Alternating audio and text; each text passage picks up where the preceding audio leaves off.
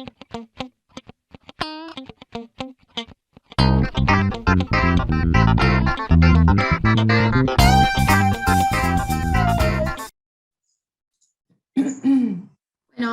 vamos a dar comienzo a la masterclass de hoy. Les doy a todos y todas una muy cordial bienvenida. Gracias por estar.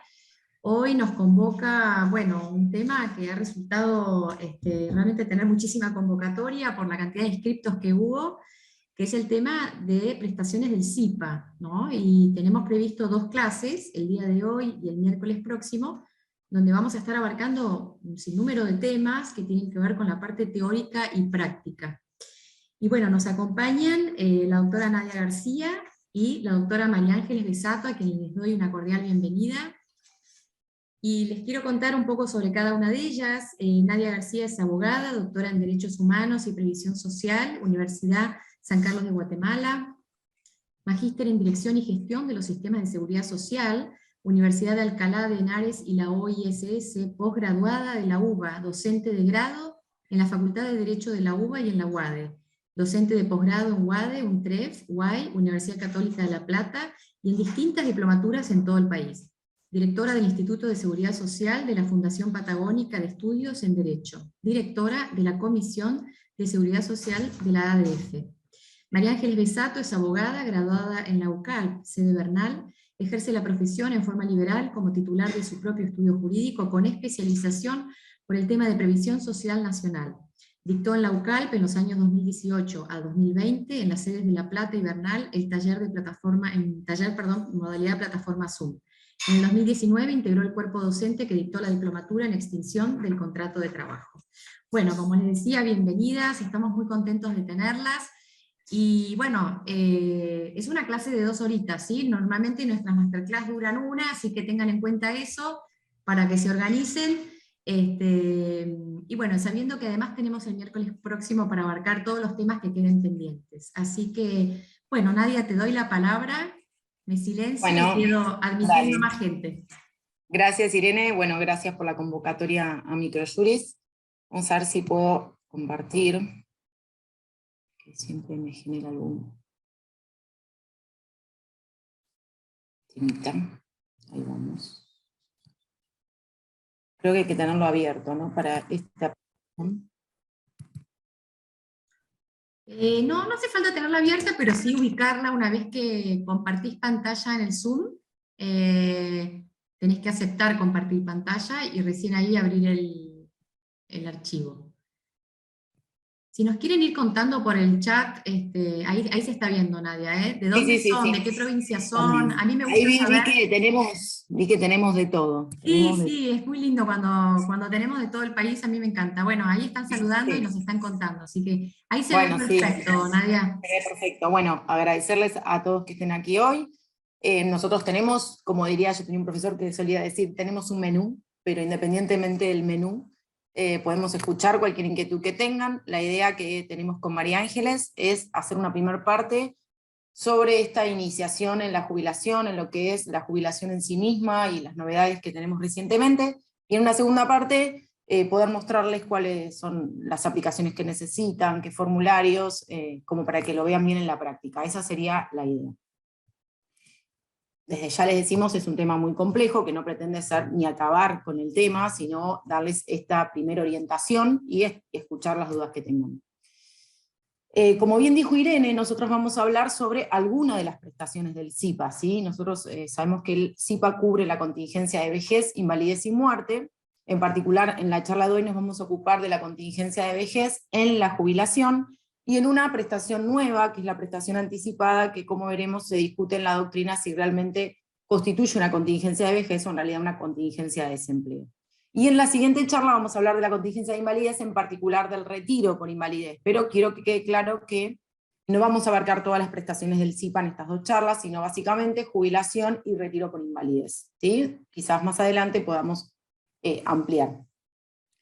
Dentro de esta jubilación, como para aclarar algunos conceptos, porque me pasa siempre que empiezo la charla, empiezo base imponible mínima, base imponible máxima, y lo doy como por hecho, y después me dicen, ¿qué es eso? Dentro de estos conceptos previos, aclarar un poco algunos conceptos a los que nos vamos a referir, que son justamente el de haber mínimo y el del haber máximo, que ese es un concepto quizás sí conocido, que refiere al monto mínimo y máximo que van a tener estas prestaciones, independientemente de lo que se pueda obtener en sede judicial, ¿sí? Sabemos que sobre todo el haber máximo tiene planteos de inconstitucionalidad y que la jurisprudencia hace lugar cuando se demuestra que existe una merma superior al 15. Pero nosotros vamos a referirnos en esta oportunidad, cuando hablamos del haber máximo, el haber máximo de caja, le decimos nosotros, que es el haber máximo del beneficio que va a otorgar ANSES. Todos estos conceptos, haber mínimo, haber máximo, y las bases que vamos a ver, se van a incrementar con motivo de la movilidad jubilatoria en marzo, en junio, en septiembre y diciembre, es decir que los valores que nosotros vamos a hablar hoy son los que están vigentes desde junio. Cuando nos referimos a bases imponibles, nos referimos a los montos mínimos y máximos sobre los que se realizan aportes y contribuciones. En particular, y la más conflictiva, es la base imponible máxima, que es el monto máximo sobre el que el trabajador va a realizar aportes, ¿sí? La contribución a cargo del empleador no tiene tope. Sin embargo, esa base imponible máxima, que aplica al aporte, precisamente a los aportes personales de los trabajadores, nos va a impactar en el cálculo del haber. Cuando veamos las prestaciones que integran el haber de jubilación, esa base imponible máxima nos va a limitar la remuneración que vamos a considerar. Después, dentro de estos conceptos, quizás ustedes vean en algún recibo la prestación anual complementaria, que es como el sueldo anual complementario, pero aplicado a los beneficios previsionales. La movilidad jubilatoria, a la que me refería antes, que nosotros hoy no vamos a hablar de movilidad, pero nos rige la ley 27609, en esta historia moderna de la movilidad. Quizás algunos ya sepan que hay muchísimos planteos referidos, bueno, al cambio de la fórmula de movilidad en la 27426, y posteriormente, ya más cerca de nuestra época, la suspensión de la movilidad durante el año 2020. Todo eso sepan que existe conflicto, que hay muchísimos fallos, que estamos a disposición para si necesitan material o algo, pero que no nos vamos a referir a ello. Sí, voy a introducir, antes de hablar bien del tema de la jubilación, un concepto que es importante, que es qué es la remuneración, porque yo les vine hablando de la base imponible máxima, que me refiero a la remuneración máxima, y qué vamos a hablar cuando hablamos de remuneración. Cuando hablamos de remuneración es un concepto de remuneración amplio, similar al que tiene la ley de contrato de trabajo, en lo cual todo ingreso que refiere al afiliado se considera remuneración a los efectos del cálculo de aportes y contribuciones, y como consecuencia para el cálculo posterior del haber. Adquieren particular importancia algunas cuestiones. Una muy importante, que es referida a la existencia de trabajo no registrado, parcialmente registrado, y cómo eso me va a impactar en el cálculo del haber. Entonces yo acá les puse, para que ustedes lo tengan en cuenta, un fallo, son dos fallos de la Corte referidos a trabajo no registrado. El primero, que es Rainone, paradójicamente es contra ANSES, es decir, ANSES era la empleadora de Rainone, que tenía conceptos de remuneraciones sin aportes en el recibo de sueldo, y que el fallo de la Corte es que deben ser considerados a los efectos, como vamos a ver, de la jubilación. Si bien son fallos que se refieren a la ley anterior, a la 18037, claramente nosotros los podemos invocar. Y el fallo real es de la actividad privada. La Corte revoca un fallo de la Cámara. Este trabajador real había logrado una sentencia en la Cámara Nacional de Apelaciones del Trabajo que condenaba al empleador a entregar el artículo 80 de la Ley de Contrato de Trabajo, y como consecuencia hacer los aportes y contribuciones que se habían omitido. Con esa sentencia, este trabajador va al ANSES y solicita que se le reajuste, es decir, que se le recalcule nuevamente las prestaciones que hoy vamos a ver. ANSES no hace lugar, entendiendo que si bien había una condena al empleador, no se habían hecho los aportes por parte del empleador, ni las contribuciones, por ende no hizo lugar. Primera instancia hace lugar al reclamo de real, la Cámara lo revoca, porque entiende que si bien estaba condenada la parte demandada a hacer los aportes, el empleador no los había hecho, y como la ley 24241 habla de servicios con aportes, no hizo lugar al reclamo de real, y la Corte revierte esta postura, dice que no puede recaer esa obligación en el trabajador, y en ambos casos hace lugar al reajuste, es decir, considera la real remuneración, pero con cargo, es decir, que sobre las diferencias que se determinen se van a deducir los aportes y contribuciones que se hubieran omitido. En el caso de los aportes autónomos, sabemos que tenemos unas rentas de referencia y que van a ser actualizadas conforme también a la ley de movilidad. ¿Sí? Esto para simplemente una conceptualización de conceptos a los que nos vamos a referir. Una vez que definimos las bases imponibles mínimas y máximas, el haber mínimo y máximo, acá lo que tienen son los montos vigentes a partir de junio, base imponible, máxima, mínima, haber mínimo y haber máximo. Estos son los montos que tenemos vigentes a partir de junio. En lo que refiere al fallo Gualtieri, que también, si bien es materia de reajuste, me interesa introducirlo en esta charla, es la duda que surge respecto de si existe la posibilidad de solicitar un reajuste cuando me aplican la base imponible máxima para el cálculo del haber. Como les dije, esta base imponible máxima va a actuar como un tope, que después lo vamos a ver bien en la práctica dónde aplica ese tope. Entonces esto surgió la postura por parte de los abogados de solicitar la inconstitucionalidad de ese tope porque afectaba el carácter proporcional y sustitutivo del haber en definitiva. O sea, teníamos un trabajador que ganaba 600.000 pesos y claramente cuando se le aplica la base imponible máxima, el haber que obtenga, que como veremos ya no es un haber que tenga un carácter sustitutivo o proporcional, se va a ver afectado. En el fallo Gualtieri lo que nos dice la Corte es que no existe la posibilidad de reajustar esa remuneración cuando no se hicieron los aportes y contribuciones en el momento, es decir, en forma temporal. Hasta el fallo Gualtieri de la Corte yo tenía la posibilidad de reajustar conforme el fallo Cruz, y siempre con cargo, es decir, conforme el fallo Rainone y Real, es decir, haciendo los aportes y contribuciones omitidos, que en realidad en este caso sería el aporte que se haya omitido por encima de la base imponible máxima, ¿sí? Eso en el caso de que esté aplicada la base imponible máxima. Después esto para que lo tengan como dato, ¿qué sucede si yo tengo un trabajador, por ejemplo, que tiene pluriempleo? Es decir, salgamos del sistema previsional, tengo un trabajador que los consulta porque tiene varios empleadores y entre ellos la suma supera la base imponible máxima, y por ende va a terminar con una remuneración que la supera y que hizo aportes por los dos. La postura respecto es muy particular y depende de la estrategia del abogado. Si tengo un trabajador muy joven, creo que lo conveniente es suscribir el anexo de la resolución de AFIP en la que se le informa a uno de los empleadores que limite el aporte, es decir, que no retenga el aporte de ese trabajador o que lo haga hasta una determinada suma, que llega hasta la base imponible máxima, porque ese aporte no lo va a beneficiar. Si yo tengo un trabajador que lo viene haciendo hace muchísimos años, quizás lo que me convenga es que continúe, que obtenga el beneficio y en su caso hacer un reajuste. Acá, como dijimos, son todos conceptos, ¿sí? Acá lo que tienen son los montos de los aportes personales y de la contribución del empleador. Sepan que la resolución de AFIP en realidad modifica las alícuotas a cargo del empleador, por eso si ustedes liquidan o tienen contacto con estos sistemas liquidadores de sueldos, sabrán que en realidad no son las contribuciones lo que dice la ley, lo que hace efectivamente el empleador. Y lo último en esta introducción es que a partir de la ley 27.426, para quienes no la conocen, es una ley que modificó la fórmula de movilidad. ¿Se acuerdan que es una ley poco feliz porque provocó unos disturbios serios en la Plaza del Congreso cuando se produce el cambio de la fórmula de movilidad de la 26.417 a la 27.426? Además de eso, esta norma modifica 2 artículos de la Ley de Contrato de Trabajo referido a extinción por jubilación del trabajador o de la trabajadora, pero además introduce un concepto nuevo para nuestro sistema previsional, que es la existencia de otro haber mínimo garantizado. Hasta la 27.426 nosotros teníamos un solo haber mínimo garantizado para todos los beneficiarios del SIPA. Esta ley lo que va a hacer es introducir el 125 bis y garantizar que aquellas personas que hayan accedido a la jubilación con 30 años de servicios con aportes efectivos, sin la utilización de ninguno de los beneficios que nosotros vamos a ver, ni moratorias, van a tener una garantía de que su haber no pueda ser menor al 82% del salario mínimo vital y móvil.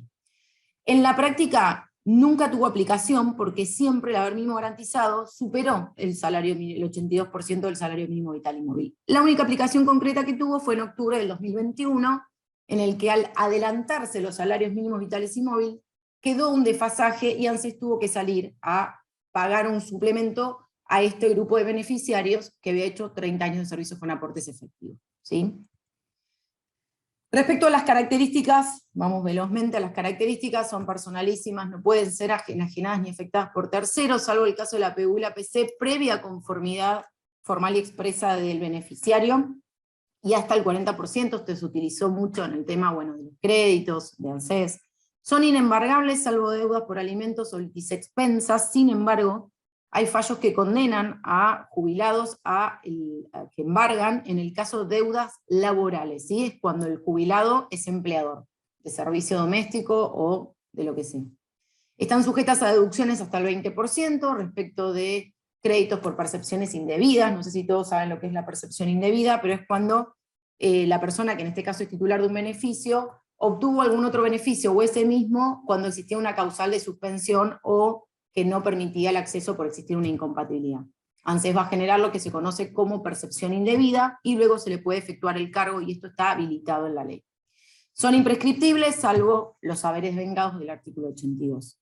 Y lo último, en este reconto solo de conceptual, el artículo 15 es un artículo muy controvertido, que prevé la reapertura del procedimiento por nulidad.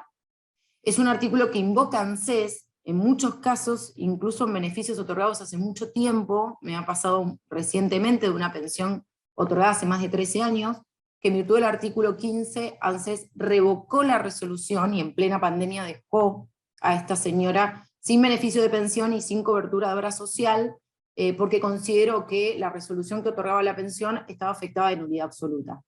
Es un procedimiento casi inaudito aparte, que si bien en el caso del ejemplo que yo les traigo, la persona se le comunicó, solo se le pidió que aporte pruebas, se aportó la prueba y de todas formas ANSES revocó el beneficio. Hoy se encuentra en un amparo en la justicia, ¿sí?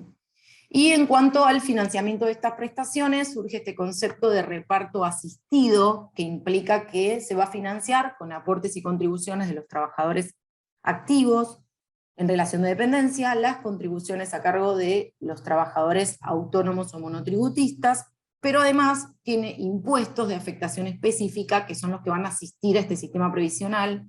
Desde hace mucho tiempo ya el sistema previsional no puede financiarse únicamente con aportes y contribuciones.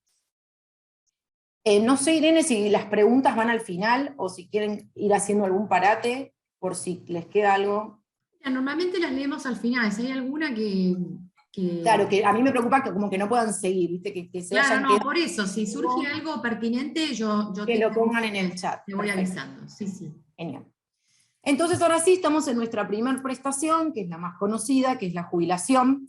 El término jubilación no surge de la ley 24241, eso es importante que lo sepan. También es importante que sepan que no existe un texto ordenado de la ley 24241, de allí la complejidad que tiene esta materia. Si ustedes miran la 24241, que es lo que me cuesta muchas veces con los chicos de la uni, es decir, con la carrera de grado, que me dicen, sigue hablando de las AFJP, sigue hablando del retiro programado, cuando eso ya no existe, es porque no tenemos un texto ordenado. Es decir, que la 24241 debe leerse conscientemente de que existe la 26425, que eliminó el régimen de capitalización y todas, o en realidad la mayoría de sus características. Jubilación. ¿Cuáles son los requisitos que necesito en este concepto de jubilación? Que como les digo, no lo van a encontrar en la 24241, es un concepto que es nuestro, si es de la jerga. Todas las referencias a esta prestación las van a encontrar como la PBU, ¿sí? Requisitos para la PBU. Sin embargo, deben saber que la prestación básica universal es solo una de las prestaciones que integra el haber de jubilación. Sin embargo, todos los requisitos, incluso la denominación de la jubilación, refiere a PBU. Y entonces van a ver que dice los requisitos para obtener la PBU, es los requisitos para obtener la jubilación. Lo sabemos todos, son 60 años para la mujer y 65 para el hombre, con 30 años de servicios con aportes, dice la ley. Es decir, no diferencia entre servicios y aportes. Sin embargo, vamos a ver que la realidad es que pide 30 años de servicios, y los aportes vamos a ver que no es tan así. No en todos los casos se requiere que sean los 30 años con aportes efectivos. Una aclaración, que por si tenemos a alguien que haga laboral, sepan que la 27426 modificó el artículo 252 de la Ley de Contrato de Trabajo, pero no modificó el artículo 19 de la Ley 24241, ¿sí? Entonces el empleador no puede intimar a su trabajador dependiente para jubilarse sino hasta los 70 años, pero no se modificó el régimen previsional. O sea que la persona quiere jubilarse, estamos dentro del régimen del jubilatorio, y puede hacerlo a los 60 la mujer o a los 65 los hombres. Dejemos de lado la prestación anticipada por desempleo, la edad es inamovible. Para obtener esta prestación necesito que la mujer tenga 60 años y el hombre 65. Además necesito 30 años, como les dije, de servicios con aportes. ¿Cómo llego a esos 30 años de servicios con aportes? Lo ideal y lo más sano para nuestro sistema previsional sería que la persona los trabaje y los aporte. La probatoria creo que se va a referir María Ángeles, porque en muchos casos tenemos trabajadores que efectivamente los trabajaron y los aportaron, pero en el caso de que sean anteriores a 1994 no aparecen en los sistemas, y bueno, hay una norma que es muy importante, que les va a decir cómo el abogado puede plantear esa defensa para que esos servicios sean efectivamente reconocidos, ¿sí? Y no apelar quizás a lo más fácil que es endeudarlo, hacerle una moratoria, o utilizar la compensación cuando en realidad la persona tiene los 30 años de servicios con aporte, porque como vamos a ver, no es lo mismo jubilar a una persona con 30 años de servicios con aporte que hacerlo con menos o utilizando alguno de los beneficios que vamos a ver. Entonces, primera opción, que los trabaje, que los tenga aportados, en su caso, si no figuraran dentro de lo que creo que todos sabemos que es la sábana de ANSES, lo que sí podemos hacer es esta probatoria a la que se va a referir la doctora. La segunda opción para obtener los 30 años de servicios, es que me habilitan el acceso a esta prestación, es lo que se conoce como compensación por exceso de edad. La compensación por exceso de edad implica que el exceso en las edades que dijimos, 60 y 65, puede transformarse en servicios faltantes a razón de 2 por 1. Es decir, la mujer a partir de los 60, que el tiempo que exceda, supongamos que tiene 62 años, esos 2 años que excede, pueden transformarse en uno de servicios faltantes. Siempre que los requiera, y además en proporción menor. También puedo tener una trabajadora de 61 años que podrá compensar 6 meses de exceso de edad, y así incluso con meses, ¿sí? Pero la medida que lo requiera, si yo tengo una mujer que tiene 30 años de servicios con aporte, 62 años de edad, no va a compensar nada. Siempre es por servicios faltantes. El artículo 38 de la 24241 se va a referir a la famosa declaración jurada, que hoy no tiene mucha aplicación, y que permitía, por la simple declaración jurada, el reconocimiento de años a los efectos de llegar a los 30 años de servicios con aporte. El máximo que hemos podido presentar por declaración jurada se daba con ceses, es decir, la persona tuvo que dejar de trabajar en 1994. Y ese era el máximo de 7 años. Actualmente ya solo en casos muy excepcionales, en que tenga un caso en que haya cesado en el 2007, puedo compensar 1 año por declaración jurada. Por eso les digo que casi hoy no tiene aplicación. Creo que hace poco se me presentó un caso, pero fue después de hace muchísimo tiempo. La otra opción, también hablando de estos beneficios que implican el reconocimiento de servicios sin aportes, tenemos el reconocimiento de tareas de cuidado, que es novedoso y es reciente, y ahora nos vamos a referir. Y el último, moratorias, a las que si llegamos se va a referir la doctora. Hoy tenemos 2 vigentes, la 24476, la 26970, que con las particularidades que tiene, con un socioeconómico y con una fecha de corte, que nos vamos a referir después, permiten en la actualidad solo completar. No puedo en ningún caso regularizar 30 años de servicios con aportes. Existe un proyecto que hoy tiene trámite parlamentario, pero que está un poquito lento, digamos, que promueve una nueva moratoria que sería mucho más benévola en cuanto a la cantidad de tiempo de servicios que yo podría comprar, es la forma en que le decimos incorrectamente, es regularizar años de servicios con aportes, siempre como autónomo, siempre a través de la clave fiscal de la persona. Reconocimiento. Seguimos en esta posibilidad que nos da el sistema de juntar los 30 años de servicios con aportes. Sí, perdón, en este caso serían los 30 años de servicios, es a lo que me refería, que el concepto de 30 años de servicios con aporte ha quedado medio desdibujado. Fíjense que ya hablamos de compensación por exceso de edad, de declaración jurada. En el caso de las moratorias sí tiene aportes, ¿sí? Es un plan de regularización que me permite muchas facilidades, pero tiene aportes. En el decreto 475 del 21 es una gran deuda que tenía nuestro sistema previsional, que la vamos a pagar a medias. Era una gran deuda que teníamos con el reconocimiento de tareas domésticas y de cuidado. No voy a referir a lo que implica la mujer en el ámbito laboral, pero sí me voy a referir a lo que ese ámbito laboral, la precarización, la mayor desocupación, la falta de posibilidades en el mercado laboral, va a impactar en un sistema contributivo. La mujer va a llegar a la edad jubilatoria con menor años de servicios con aporte. No es casual que del total de personas que usaron las moratorias, el 75% haya sido mujer. Esto nos muestra que a la mujer le cuesta más reunir 30 años de servicios con aportes. En ese entendimiento, desde hace mucho tiempo veníamos luchando por un sistema de reconocimiento de tareas domésticas y de cuidado, porque justamente la vocación a tareas domésticas y de cuidado es lo que impide la razón, en muchos casos, de la falta de participación en el mercado laboral. En ese contexto, y luego de muchas luchas, surge este decreto 475, que no es novedoso. Nuestro reclamo era porque en América Latina casi todos los países habían reconocido tareas domésticas o de cuidado, en la mayoría de los casos de cuidado. Por ejemplo, Uruguay desde el 2009, que reconoce 1 año por cada hijo, con un máximo de 5. Brasil reconoce directamente a la mujer 5 años, tenga o no hijos. Ecuador, en su constitución, reconoce la importancia de las tareas domésticas y de cuidado, y contempla un régimen especial de previsional. En ese contexto se va a dictar este decreto, que lo primero que va a hacer es aclarar que solo, pese a que dentro de los considerandos habla e incluso reproduce un informe del INDEC sobre la utilización del tiempo, en el que releva que la mujer aboca casi 6 horas diarias a tareas domésticas, después no las reconoce. Y dentro del reconocimiento de tareas de cuidado, solo va a reconocer tareas de cuidado hacia hijos, cuando históricamente la mujer ha asumido tareas de cuidado no solo respecto de hijos, sino de nietos, de nietas, de personas con discapacidad, de adultos mayores. Solo va a reconocer a los hijos. En este contexto va a decir que a los efectos de lograr los 30 años de servicios con aporte, eso es un dato importante, nuevamente quiere decir que solo a los efectos de la jubilación y no de otros beneficios, como vamos a ver por ejemplo del retiro por invalidez, no, es solo para lograr el mínimo de servicios requeridos para la PBU, de la que estuvimos hablando. Va a reconocer 1 año por cada hijo o hija nacida con vida, siempre, repito, aunque sea reiterativa, de servicios faltantes. Si la mujer no necesita nada, no le reconoce nada, ¿sí? Siempre de servicios faltantes. Y al solo efecto de lograr el mínimo, ¿qué quiere decir? Que no se va a computar a los efectos del cálculo del haber. Este reconocimiento de tareas de cuidado va a lograr disminuir la brecha de acceso a la prestación, pero no la brecha de ingresos que tienen también en el sector pasivo las mujeres y los hombres. Entonces, volviendo, va a reconocer 1 año por cada hijo o hija nacida con vida. ¿A quién se lo va a reconocer? ¿A la mujer o a la persona gestante? ¿Cómo es el tema de la documentación? Después lo vamos a ver con la doctora.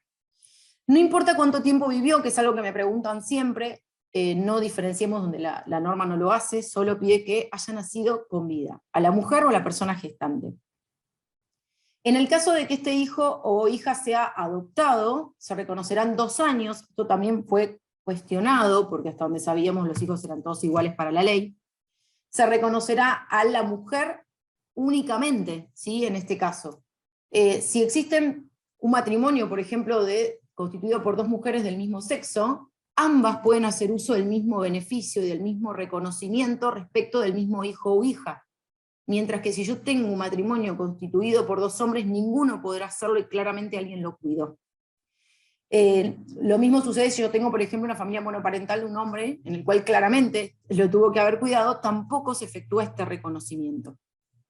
Esto también va a ser motivo, de hecho tengo un estudio conocido que ha hecho una presentación, no solo en materia internacional, que puede ser planteado porque hay una desigualdad de género, sino que principalmente violenta una norma interna que es respecto a la matrimonio igualitario, ¿sí? Una norma específicamente establece que ninguna norma del ordenamiento jurídico argentino puede establecer más o menos derechos por el sexo de los contrayentes, es decir que vamos a tener algunos planteos.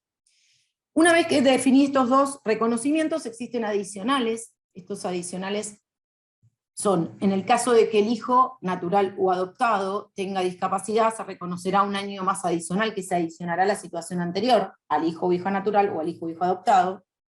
Y además, el último, que es el más alto de los adicionales, es que se reconocerán 2 años más a las situaciones anteriores, en el caso de que la mujer o persona gestante hubiera tenido liquidación de asignación universal por hijo por un mínimo de 12 meses continuos o 12 meses discontinuos.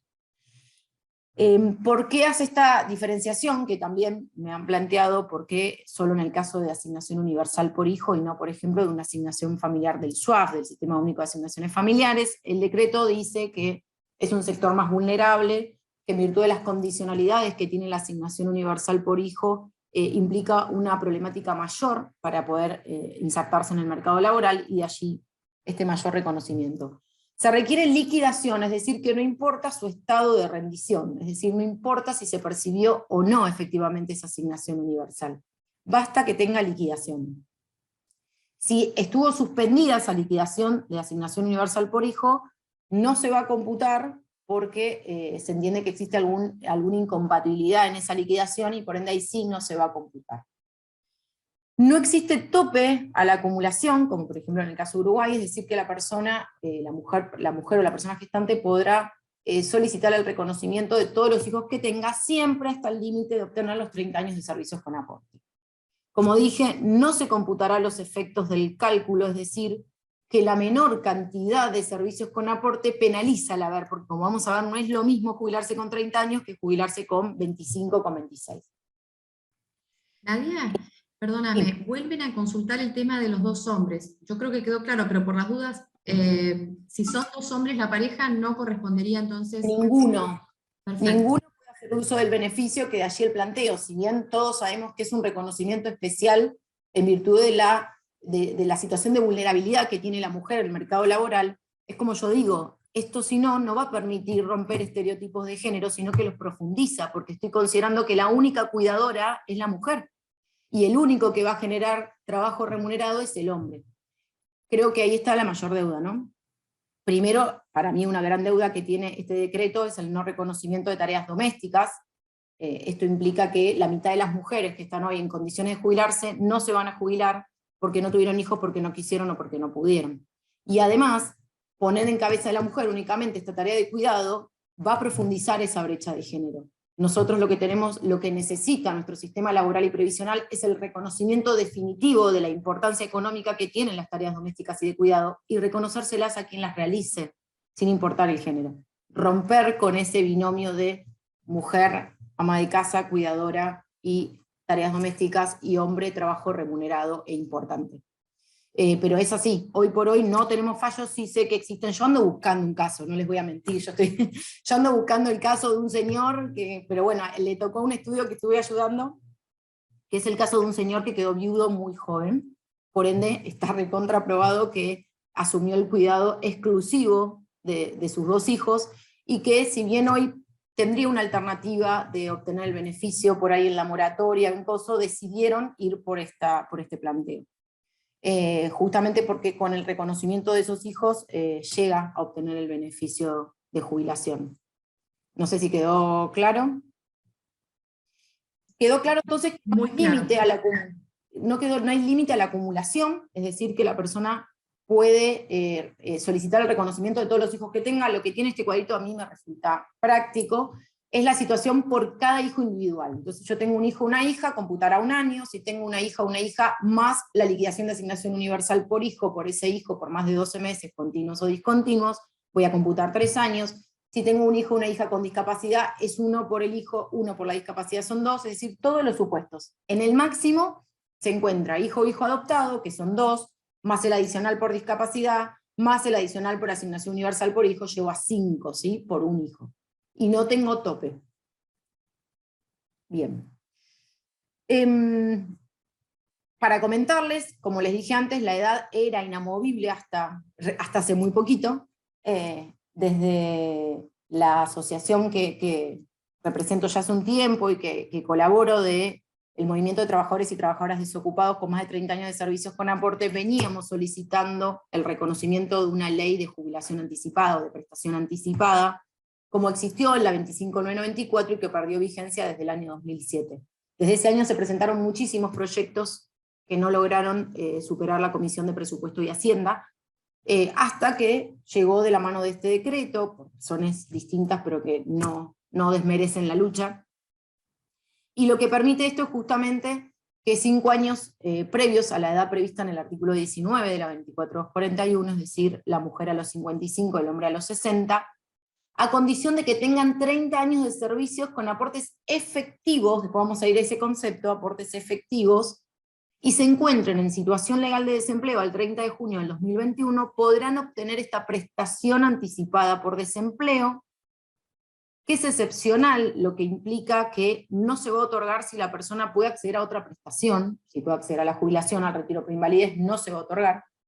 Tienen 2 años para poder presentarlo, salvo que se prorrogue, está previsto su vigencia por 2 años.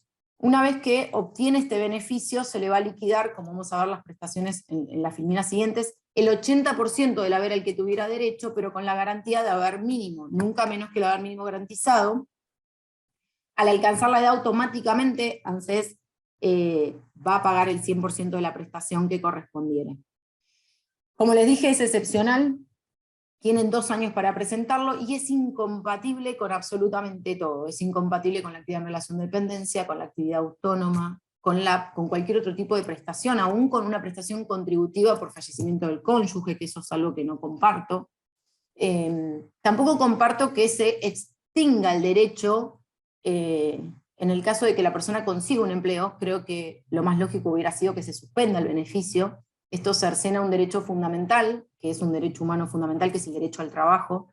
Después de todo lo que pasó esta gente, de la cual fui testigo, en el que quedaron absolutamente excluidos pese a haber aportado 30 años al sistema previsional, sin cobertura, sin acceso al crédito, sin obra social, sin absolutamente nada, hoy es condenarlos a que voy a agarrar el beneficio, me voy a aferrar a él y no lo voy a soltar. Y eso implica cercenar otros derechos. Creo que lo más lógico hubiera sido la suspensión. Respecto a estos 30 años de servicios con aportes, tuvimos también que seguir, no terminó nuestra lucha en el decreto 674.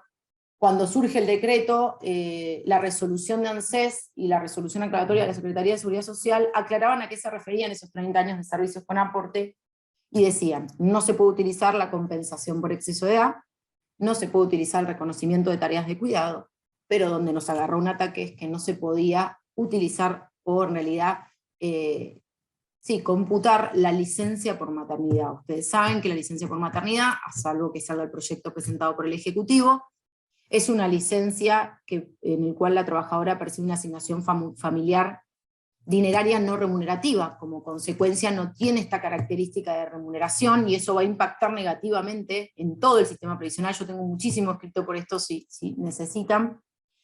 Y acá íbamos a ver otro castigo más, como digo yo, otra penalización a la maternidad, en la cual ese tiempo en el que la mujer hubiera gozado de licencia por maternidad o licencia por maternidad down, no se iba a computar. Y entonces yo tuve casos concretos, uno de La Pampa y uno de Santa Cruz, en el cual la mujer tenía 30 años de servicios con aporte, pero se le había ocurrido tener 3 hijos, por ende le faltaban 9 meses.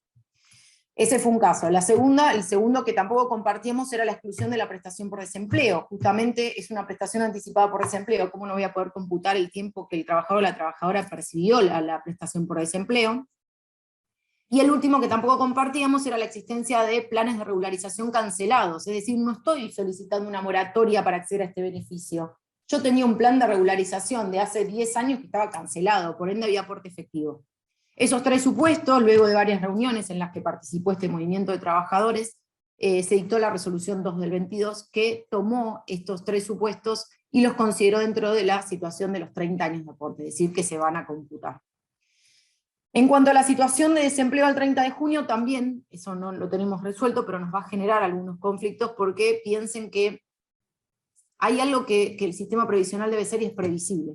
Cuando yo no tengo un sistema previsional previsible en el cual, desde el 2007 que bregamos por lograr una prestación anticipada por desempleo y no lo logramos, ni siquiera pasa a la Comisión de Presupuesto y Hacienda, el instinto de supervivencia, que creo que no es reprochable, llevó a estos trabajadores y trabajadoras a buscar la forma de salir de esa situación a través del monotributo social, al menos para tener cobertura, porque había trabajadores que me consta se tenían que operar o hacer alguna intervención y necesitaban esa cobertura, y eso después los dejó sin derecho. ¿Sí? ¿Por qué? Porque no estaban en situación de desempleo. Como les dije, es incompatible con absolutamente todo. Esta hoy es la situación que tenemos, que nos atenúa la edad. El único supuesto, salvo obviamente regímenes diferenciales, de los cuales no nos vamos a ocupar, estamos en 24.241 pleno. Dentro de este sistema tenemos esta opción, si cumple con todos estos requisitos. Bien, ahora sí, ya le otorgamos el beneficio. En el caso de la prestación anticipada son las mismas prestaciones, pero ANSES las va a liquidar al 80%, por lo que les dije acá, salvo que la suma de menos que la mínimo garantizado. Como les dije, la jubilación a la que accedo, que, repito, no se denomina jubilación en los términos de la ley, sino prestación básica universal, va a tener derecho si logro reunir todos estos requisitos que dije, 30 años, de la forma que vimos que podíamos lograrlo, trabajándolos y acreditándolos, o compensación por exceso de edad, moratorias, reconocimiento de tareas de cuidado. Voy a obtener el beneficio y ANSES me va a calcular 3 prestaciones: prestación básica universal, prestación compensatoria y prestación adicional por permanencia. La prestación básica universal es una prestación que no tiene cálculo hoy por hoy, es básica y universal, sin importar en qué trabajó, ni qué remuneraciones tuvo. Actualmente es de 17.165,96 desde junio. Se le aplica el índice de movilidad, es decir, que esta PBU, ANSES la va a liquidar en junio, julio y agosto. En septiembre ya va a tener un nuevo valor, ¿sí? Justamente en la misma proporción que lo que fije la ley de movilidad. No me voy a referir a todos los planteos anteriores, la PBU tiene muchísimos planteos porque estuvo congelada muchísimo tiempo y ha dado lugar hasta un fallo de la Corte, ¿sí? Pero actualmente tenemos este monto que ANSES va a liquidar, como les dije, hasta el mensual, en realidad agosto. En septiembre ya va a tener otro valor. Pero no tiene mayor complicación. La prestación compensatoria ya es distinta, tiene un método de cálculo más complejo, y en la 24241 es el 1.5% por trabajador dependiente promedio de remuneraciones de los últimos 10 años actualizados actualmente por el índice que establece la legislación, que es un índice combinado, ¿sí? Ahí lo tienen, es un índice combinado que prevé el artículo 2 de esta ley conforme a la redacción de la nueva ley de movilidad. Es bastante complejo el tema de actualización de remuneraciones, pero hoy, y en virtud de la ley de movilidad, cada marzo, cada junio, cada septiembre, cada diciembre, voy a tener una forma de actualizar remuneraciones, que es lo que no me ocurría antes. Voy a obtener un promedio de remuneraciones actualizados de los últimos 10 años. ¿Sí? Voy a multiplicar cada remuneración por ese índice. Voy a salir a buscar los 120 meses donde estén, ¿se entiende? A veces me dicen, ¿pero qué son los inmediatamente anteriores? Y si trabajó inmediatamente antes de la solicitud, sí, pero si no, los voy a ir a buscar donde estén, ¿sí? Y los voy a actualizar conforme a este índice. Si tengo un trabajador autónomo únicamente, o en el caso de que sea simultáneo, voy a tener que obtener en esa parte de la fórmula que ven ahí, un promedio de las categorías de autónomo, pero de toda la vida laboral. Si esa es la diferencia que la ley 24241 establece entre un trabajador dependiente y un autónomo. El promedio, en el caso del dependiente, es de los últimos 10 años, en el caso de autónomos, de toda la vida laboral.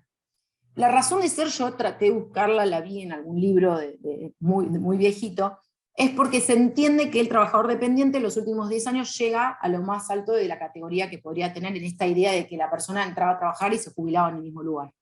En cambio, el trabajador autónomo entiende que a los últimos años de su vida útil merma en su fuerza de trabajo y por ende le toma toda la vida para no perjudicar. Sabemos que esto no es así y que cada caso es particular, por ende los desafío a que, si se dedican a esto, que lo analicen en los casos de sus clientes, que no se queden con el texto de la ley, porque tenemos fallos de la Corte y fallos de la Cámara que modifican, ¿sí? Cuando yo logro demostrar que, por ejemplo, les doy un caso concreto, que tengo una trabajadora con 30 años de servicio con aporte en el mismo lugar, pero que con motivo de un tratamiento psiquiátrico durante los últimos 10 años decidió modificar sus tareas por una reducción salarial, claramente los últimos 10 años la perjudican y no muestran su esfuerzo contributivo, que durante los 20 años anteriores había sido mucho mayor. Por ende, nosotros planteamos la inconstitucionalidad y sostenemos que se deben tomar los 10 mejores, ¿sí? Y en el caso de los trabajadores autónomos ocurre lo mismo. Yo puedo demostrar que los últimos 10 son los mejores y que entonces me asimilen al trabajador dependiente, ¿sí? Pero eso no lo va a hacer ANSES. Yo lo que quiero es introducirles la duda y que se tomen esa molestia de analizar cada caso de sus clientes en particular. Para hacérselo simple en esta primera etapa, una vez que yo obtuve ese promedio, sea de los últimos 10 años, en el caso de trabajadores dependientes, o de toda la vida laboral, en el caso de autónomos, yo ya voy a tener un promedio de ingresos en esa parte de la fórmula. ¿Qué me va a faltar? Multiplicarlo por la cantidad de años con aportes anteriores a julio del 94. Yo tengo que tomar la vida laboral de la persona y dividirla en 2, y preguntarme, ¿cuántos años trabajó antes de julio del 94? Van a la PC. ¿Cuántos años trabajó después de julio del 94? Van a la PAP. ¿Sí? Eso es lo que debo hacer en esa parte de la fórmula. Acá yo les dejo cómo es el cálculo en el caso de que tenga un trabajador simultáneo, que tiene simultáneamente aportes en relación de dependencia y en forma autónoma. Acá este es el 1.5%, que se traduce en el 0,015 por promedio de remuneraciones que yo ya obtuve de los últimos 10 años actualizados, por los meses trabajados en relación de dependencia, más los meses simultáneos. los meses simultáneos no son ni en relación de dependencia ni autónomos, son simultáneos, ¿sí? Es como que los descuento de ambos lados porque son simultáneos en la fórmula.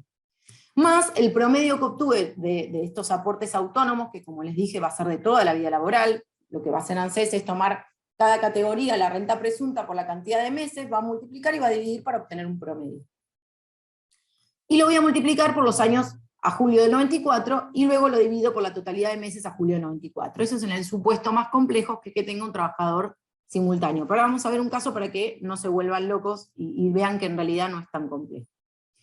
La primera parte de la fórmula, el 1.5%, por este promedio de remuneraciones o de categorías de autónomo, tiene un tope que la Corte ha declarado inconstitucional cuando todavía nos basábamos en AMPOs, pero no en todos los casos, sino cuando logre demostrar que la disminución era superior al 15. Yo acá lo que les puse es cómo es el tope ese actual. Ese tope es el 0,208 del haber mínimo garantizado. 0,208 del haber mínimo garantizado vigente a junio del 2022, 37.524, me da 7.805. Es un tope que hoy por hoy no tiene mucha aplicación porque está bastante alto. Tendría que tener un caso muy particular de un trabajador que esté topeado en la base imponible máxima y que además tenga aportes autónomos altos, ¿sí? Para que yo esté ahí cerca de los 7.805. ¿Por qué les digo esto? Si ustedes hacen el 1.5% por la base imponible máxima, que ya sabemos que ANSES no me va a tomar una remuneración mayor, que es 410.742, me da 6.000 y pico, no llego a ese monto, ¿sí? Por eso les digo que es un tope que hoy está bastante alto. Acá lo que les traje son algunos ejemplos para que vean cómo funciona este cálculo, ¿sí? Lo que quiero que vean es que a partir de la ley 24241 nuestro sistema previsional perdió cualquier referencia a una tasa de sustitución. Cuando yo me refiero a tasa de sustitución, me refiero a la respuesta a la pregunta que te hace el jubilado. ¿Cuánto de lo que yo estoy ganando de remuneración me va a pagar la jubilación? Que eso lo que quieren escuchar es un porcentaje. El famoso 82% es una tasa de sustitución alta que tienen determinados sistemas previsionales especiales como los docentes, ¿sí? A partir de la ley 24241, el sistema general ya no tiene una tasa de sustitución de referencia. Yo no le puedo contestar a un jubilado cuánto va a ganar de lo que gana. ¿Cuánto va a ganar? Lo que me dé la suma de la PBU, la PC y la PAPI, la cara del jubilado es genial. Lo que les quiero mostrar en este cálculo es que esa tasa de sustitución yo la puedo calcular en cada caso concreto, y que en definitiva la conclusión que puedo sacar del funcionamiento de la fórmula, que es que cuanto más baja es la remuneración, más alta va a ser la tasa de sustitución. Cuanto más alta es la remuneración, más baja va a ser la tasa de sustitución. ¿Por qué es esto? Por aplicación, por cómo impacta la PBU en una remuneración baja, ¿sí? Fíjense que la PBU 17.000 es casi la mitad del haber mínimo garantizado, ¿sí? Por eso ahí ya tengo una incidencia de la PBU.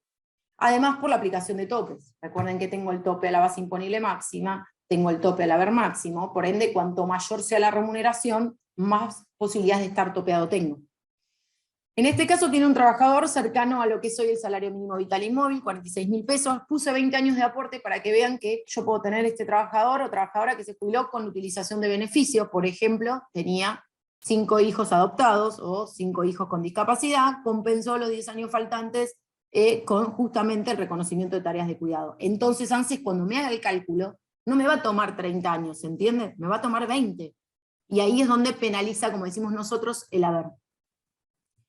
No los quiero confundir, pero nuestros planteos que, por ejemplo, en regímenes especiales, que también pueden utilizar el reconocimiento de tareas de cuidado, no penaliza el haber. Y sin embargo, en el régimen general, que es donde más sectores vulnerables tengo, sí penaliza el haber.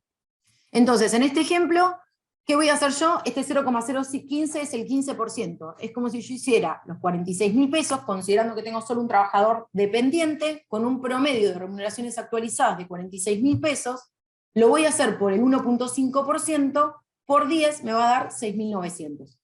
En este ejemplo tiene 10 años antes del 94, 10 años después del 94, para hacerlo simple. Sumo PBU más PC más PAP, me da 30.965,96. Me queda por debajo del haber mínimo garantizado. Por ende tengo que generar el complemento al haber mínimo, que es la suma que va a llevar ese monto al haber mínimo garantizado, ¿sí? Y luego voy a hacer el descuento obra social, que es del 3% en el caso del haber mínimo garantizado. En este ejemplo, la tasa de reemplazo, que es cuánto va a ganar el haber mínimo garantizado, que lo teníamos por acá, 37.524, la tasa de reemplazo es del 81% sobre esos 46 que ganaba, ¿sí?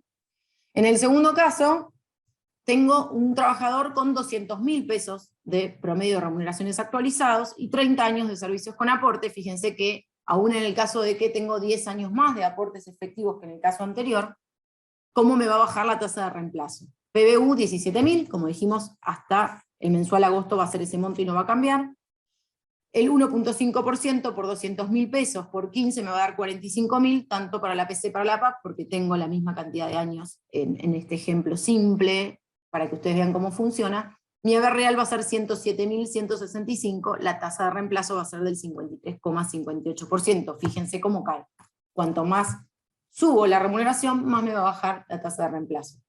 Y en este caso, como supera el haber mínimo garantizado, debo hacer la obra social en dos partes. El 3% sobre el haber mínimo garantizado, y a lo que excede el haber mínimo garantizado le voy a aplicar el 6%. ¿Sí? Acá tienen un poquito uno más complejo, en el que les puse un trabajador en relación de dependencia de 200.000 pesos, pero que además tiene un promedio de categorías de autónomo de 30.833 pesos, eso porque usé creo que un monto de una categoría, y tiene 10 años de aportes simultáneos, ¿sí? Ahí ya la compliqué, ¿por qué? Porque voy a tener que usar la fórmula más compleja. La PBU no me va a cambiar, voy a hacer el 1.5% por promedio de remuneraciones, 200.000 pesos, más el tiempo trabajado únicamente en relación de dependencia, 60 meses, ¿sí? Son los 5 años que no trabajo simultáneo, más el tiempo simultáneo, 120 meses, más el promedio de categorías de autónomo, 30.833, por el tiempo de autónomo únicamente, no tenía, era solo simultáneo, más el tiempo simultáneo, 120. Lo voy a multiplicar por la cantidad de años anteriores a julio de 94. Fíjense que en este ejemplo, que es similar al anterior, en el anterior teníamos 200.000 pesos y 30 años de servicios con aporte, este es igual, lo único que les agregué es que 10 de esos años anteriores a julio de 94 eran simultáneos con autónomo. En este caso, el haber real da 111.790,90. ¿Sí? Eso simplemente para que vean cómo funciona. Hasta acá yo estoy, así que si tienen preguntas, porque esto ya es retiro por invalidez. Sí, te cuento un poquito lo que me fueron preguntando. Para el cálculo del haber, ¿cuánto disminuye haber completado aportes con moratoria? Por ejemplo, compró 5 años, dice. Es que eso va a depender de la fórmula. ¿Por qué? Porque el problema es este. Hay un mito que es que cuando yo tengo trabajo autónomo me va a bajar el haber. Si yo tengo aportes simultáneos, aporte en relación de dependencia autónomo, no me baja el haber. Fíjense cómo funciona la fórmula que va a ponderar los dos en forma aparte. El problema es, si yo completo los 30 años de servicios con aporte, siempre va a bajar. ¿Por qué? Porque el promedio de remuneraciones suele ser mayor. Pero a veces me dice, me va a bajar el haber, y viene un trabajador con un promedio de remuneraciones de 40.000 pesos.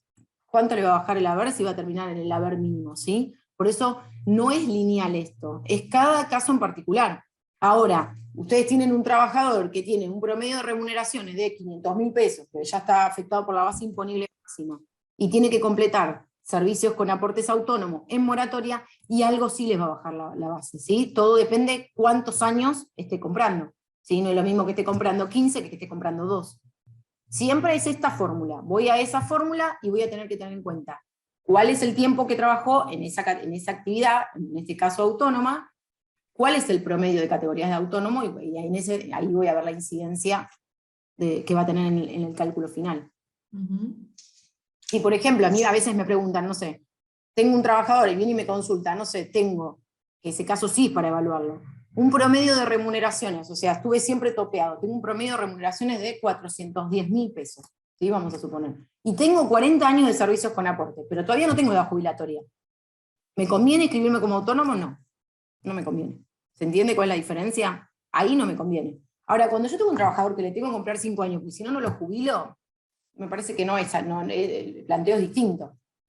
De todas formas, el problema lo tenemos igual, porque pues, si este trabajador necesita comer y necesita trabajar, de alguna forma va a tener que quizás formalizar ese trabajo, y entonces no vamos a tener muchas opciones. Pero si la tuviera, ¿sí? no inscribirse, si tuviera esa opción, que la ejerza. Pero en ese ejemplo que les doy, en particular un trabajador que tiene ya los 30 años, que tiene un promedio de remuneraciones alto, y que entonces sí lo va a afectar inscribirse a un monotributo. ¿Sí? Bien. Acá hay un caso práctico, bueno, dice supongo que habrá sido por un hijo. Si por un hijo cobró asignación universal por 12 meses y luego obtuvo una pensión por discapacidad, en ese caso el aporte por reconocimiento por hijo sería 2 años o 4. No, o sea, ella percibió su asignación universal por hijo. No, la pensión no tiene nada que ver. No Ok, se preocupa por la pensión. No, ella si lo que quiere, si tiene una pensión, habría que evaluar si esa pensión que tiene, si es no contributiva, le permite acceder a la jubilación. Eso ya sería otro tema. claro. Ella tiene un hijo por el cual percibió o tuvo liquidación de AUH, se le va a reconocer el hijo, si fuese natural, 1 año más los 2 años de asignación universal por hijo. 3. Muy bien. Y Jessica dice, no sé si por ahí, a ver si la estoy sí, tratando, si el tema de la pensión no contributiva lo introduce por el hecho de que tenga discapacidad. Entonces, si tiene discapacidad, va a poder computar 1 año más. Entonces ahí computaría 1 año por el hijo, 2 por la UH, 1 por la discapacidad, son 4. Sí, quizás claro. sí ella, Bueno, no sé. Evelyn, si te quedó Claro. contestada la pregunta y si no, contanos de vuelta si es que es así. Jessica decía, entonces con el decreto 674/21, un hombre de 62 años y 27 años de aporte se puede jubilar.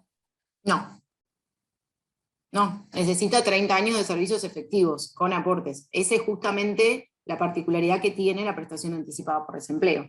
Es como que vieron que nosotros en el otro caso necesitamos la edad. Ahora los 30 años de servicio con aporte teníamos como un abanico de opciones. Nosotros lo que planteamos cuando se da el supuesto al revés no teníamos ninguno. Bueno, ese es el supuesto al revés. Tengo 30 años de servicio con aporte, no tengo la edad. ¿Sí? Ok. Una Se computa pensionada, dentro de sí, esos 30 años de servicios con aporte que logramos que se compute pese a no tener aporte efectivo, es el caso de la licencia por maternidad, licencia con maternidad down, y los 2 supuestos de prestación por desempleo y que tenga un plan de regularización cancelado antes del 30 de junio del 21. ¿Sí? Al 30 de junio del 21 tiene que tener 30 años de servicios con aporte. perfecto. Bueno, preguntan si solo, creo que mencionaste que eran varios regímenes, pero preguntan si solo el jubilado docente cobra el 82%. No, hay otros. Después tenemos investigadores que cobran el 85%, tenemos, bueno, magistrados y funcionarios del Poder Judicial con el 82%, Eclesia, tenemos varios todavía regímenes especiales. Ok. Eduardo, bueno, ¿qué pasa si estoy pasado de años de aportes pero no llego a la edad? Y habría que ver qué edad tenés para ver si podrías obtener la prestación anticipada por desempleo. Hoy tenés esa opción y por 2 años. Si Bien. está pasando por Esto creo que ya lo respondiste porque tenía que ver, no importaba la cantidad de tiempo que viviera el hijo, pero por las dudas vamos con la pregunta. En el caso de la mujer que para complementar los años en base al decreto 475, si ella tiene 2 hijos con discapacidad, pero uno fallece por accidente a los 21 años, ¿igualmente se lo reconocen? sí, no importa el tiempo que haya vivido. Sí, es De lo que hecho, sí, es un caso que nació con vida y vivió 15 minutos. y se computó igual, claro. Sí, sí. Bien. Eh, Me dijeron en ANSES que no es necesario SICAM para una mujer de 67 años con 3 hijos. Tiene aportes de autónomo los últimos 27 años. ¿Es así? Tiene 67 años, Y 3 hijos. 3 hijos, no tienen discapacidad, no tienen AUH, o sea, computa solo 3 años. Claro. Claro. Tiene 67 años y 3 años nada más de autónomo. No, 27 de autónomos. Ah, o sea, tiene 67 años. Bueno, ahí está, porque tiene 27 años aportados y computa 3 por los hijos, exactamente, no necesita nada. Claro. Ustedes saben que yo primero voy a tratar de utilizar alguno de los beneficios, ¿por qué? Porque no endeudo a la persona. ¿Por qué? Porque no lo tiene que pagar. Entonces yo primero voy a ir a ¿qué edad tiene? ¿Cuánto puedo compensarle por el exceso de edad? Porque encima esta mujer además excede en la edad. ¿Cuánto puedo compensar por el exceso de edad? ¿Cuánto puedo por el reconocimiento de tareas de cuidado? Y recién ahí, si me faltara, salgo a buscar moratoria. En el caso que plantea él, al tener 67 años y 27 años de aporte, le da incluso por el exceso de edad también, además Claro. de los da por el exceso de edad. Recuerden que la mujer a los 60, esos 7 años, se pueden transformar en 3 años y medio de servicios faltantes. Bueno, y vamos con la última, porque empieza a haber muchos casos, pero son muy particulares. esto da para mucha casuística. ¿Le bajaría la vera a una persona que siempre trabajó en relación de dependencia si completamos los 30 años de aportes con 5 meses compensando por exceso de edad?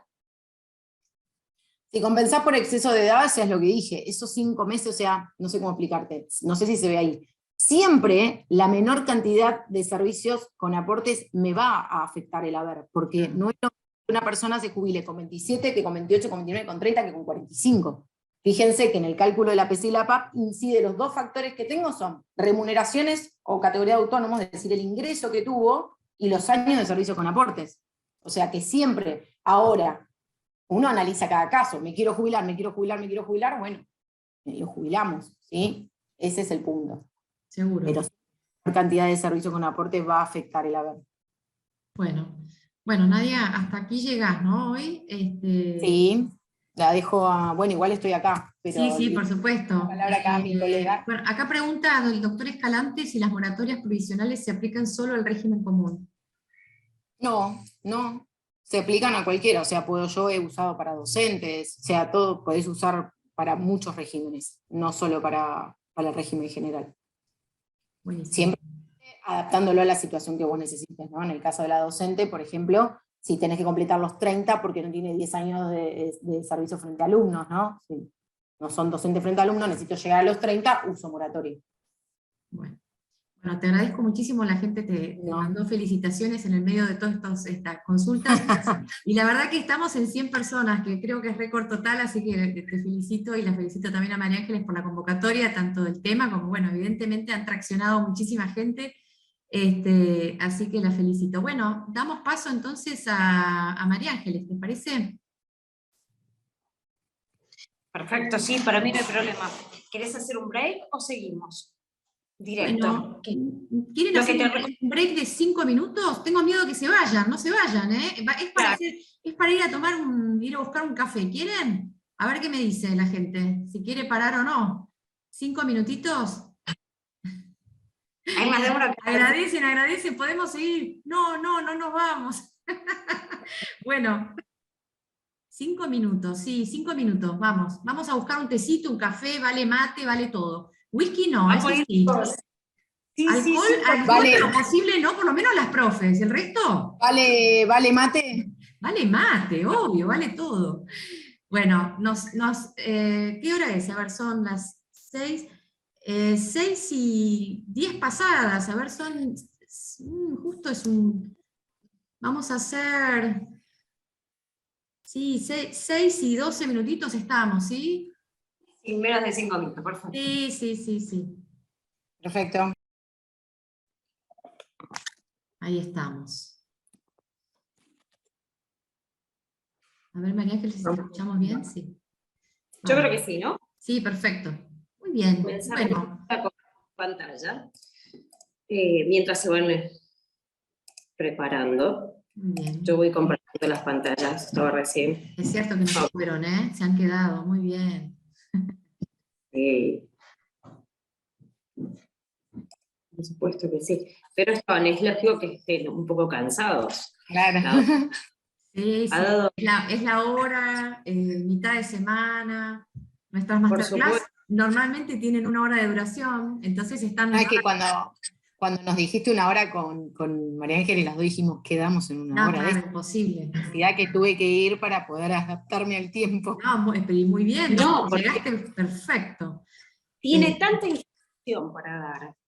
A Nadia si hubiera podido explayarse, tiene tanto conocimiento para poder brindar, que claramente a ella le quedaría corta las 2 horas, pero para hablar en la parte introductoria. Pero también, bueno, es lógico que en este horario todos los que están convocados están cansados. Sí, y después yo veía muchos, mientras me ausentaba, veía muchos tomando nota. Entonces, sí, por eso aprovecho para aclarar. Yo mandé un link que ahora lo vuelvo a mandar, donde nosotros ahí sistematizamos el pedido de PowerPoint y el pedido de certificado de asistencia, que bueno, para que puedan tener después, porque claro, uno habla y uno trata de prestar atención a lo que están diciendo, pero después necesitan contar nuevamente con el material para... Y a mí te iba a decir eso, Irene, que me están pidiendo el material. No, no, pero yo ya puse un link que ahora lo voy a volver a repetir. En el chat. Lo pego ahora, sí, ya lo tienen. Que es la posibilidad de, bueno, es un link a un formulario en línea, es muy simple de completar, y ahí ustedes ponen que necesitan el PowerPoint de este curso, ponen sí para nada más, no hace falta que pongan más, y si quieren también pueden marcar que quieren un certificado, no hay problema, y nosotros en el transcurso de los próximos 2 días se los estamos enviando. Después me preguntaron también si la clase se grababa, se está grabando, ustedes verán ahí que dice grabando. Va a estar disponible una semanita, vamos a tratar de dejarlo unos días más, para que puedan, si quieren, referírsela a alguien o para volver a verla, porque bueno, porque todo esto del cálculo, ¿no?, es complejo y por ahí necesitan volver a mirarlo, en nuestro Facebook, así que también ahora vuelvo a pegar la dirección, pero si no ponen Microjuris Argentina, y ahí realmente, bueno, pueden contar con la grabación. Después, por supuesto, eso se vuelca a nuestro portal, de algo tenemos que vivir, pero bueno, para nuestros clientes, pero la verdad que va a estar unos cuantos días, así que si quieren volver a mirarla, no hay problema. Lo importante... Acá están pidiendo un curso ya de 1 año, a ver. ¿Hay algún lugar, bueno, qué pregunta, si hay algún lugar donde den un curso más profundo del tema, como cuatrimestral o anual? Nosotras dimos en la diplomatura del doctor Romualdi, dimos un curso para la Universidad Abierta Interamericana que duró bastante, fue muy completo, creo que duró todo un cuatrimestre. Sí, un cuatrimestre duró, completo. ¿Y tienen pensado volver a hacerlo? ¿Cómo es el tema? Ahí estamos organizando ahora, en realidad no va a ser creo que diplomatura, sino unas clases, unas charlas más, que seguramente después a través de los Instagram le vamos a dar difusión. Bueno, bueno. Sí, para 2022, sí, es la idea. Desarrollarlo creo que en el segundo semestre. Bueno, yo me comprometo a los que están inscriptos por lo menos a esta charla, a poder enviarles, si las chicas me mandan el material, se los hago llegar, ¿sí? Así si les interesa pueden... Lo bueno de la grabación también es que toda la explicación que dio Nadia respecto del cálculo, que es algo tan complejo de comprenderlo, al tenerlo grabado, van a poder plasmarlo mucho más rápido, ¿no? Lo miras 10 veces y terminan de entender. A la parte que a mí respecta, lo que tratamos de Microjuris y con la doctora Nadia García fue vertir información teórica y también arrastrarlo hacia lo práctico. ¿Por qué? Porque si no, toda la teoría a veces nos queda a quienes o queremos dar las primeras armas en la materia o bien realmente ignora, bueno, el que ya sabe, bueno, es algo que le va a ser redundante, pero la idea es llegar a la mayor cantidad de personas convocadas y que tengan estas dos partes, la teoría de Nadia, un poco de la práctica. Entonces, un tema que ha surgido en base a lo que ha ido diciendo la doctora es el material probatorio, ¿sí? Todo lo que nos dijo Nadia respecto de la prestación de la jubilación, ¿sí? Muchas veces nos queda, no tenemos los 30 años de aporte, y al no tener los 30 años de aporte, es necesario salir o bien a munirnos de lo que hace la moratoria, o bien salir a probar. ¿Por qué? Porque muchas veces delante de nosotros, o el cliente o el consultante, ¿sí? Nos trae información que no está plasmada en el sistema. ¿Sí? Cuando nosotros vemos su información en el ANSES, cuando vemos su información en el AFIP, claramente no aparecen los aportes tal cual lo que nos están manifestando. Y allí es donde el tema en el derecho previsional es de suma importancia. ¿Cuáles son las herramientas probatorias que tenemos? Bien, vamos a tener en cuanto a lo documental, para los quienes ya están trabajando en la materia, han escuchado seguramente la figura del reconocimiento de servicio. El récord de servicio, ¿cuándo nos surge a nosotros? Cuando el cliente o el consultante dice, mira, yo tengo tanta cantidad de años de aporte, ¿sí? Tengo recibos de sueldo, pero esto yo no lo veo plasmado en el sistema. Entonces, ¿qué es lo que necesitamos hacer en ese momento? Lo que hacemos nosotros es munirnos de toda esa documentación. Bien, cuando hablamos de documentación, ¿qué es lo más importante? Obviamente las certificaciones de servicio. Yo aquí les voy a ir pasando un poquito el power para que, un poquito más adelante, ahora se los paso. ¿Qué es lo que vamos a necesitar? La certificación de servicio. ¿Y qué requisitos debe reunir esta certificación de servicio? Bien, estar en original. Las modernas claramente están al alcance rápidamente de observarlas a través del ANSES, son a través de computadora, pero la duda surge a través de aquellas más antiguas, ¿sí? Esas que están expedidas por los empleadores, donde tienen el membrete. Bien, esas siempre son materia de duda y de análisis por parte del ANSES, pero siempre dan una plena prueba, ¿sí? Y un indicio de que son originales. Ahora, la certificación de servicio es un tema importante para nosotros.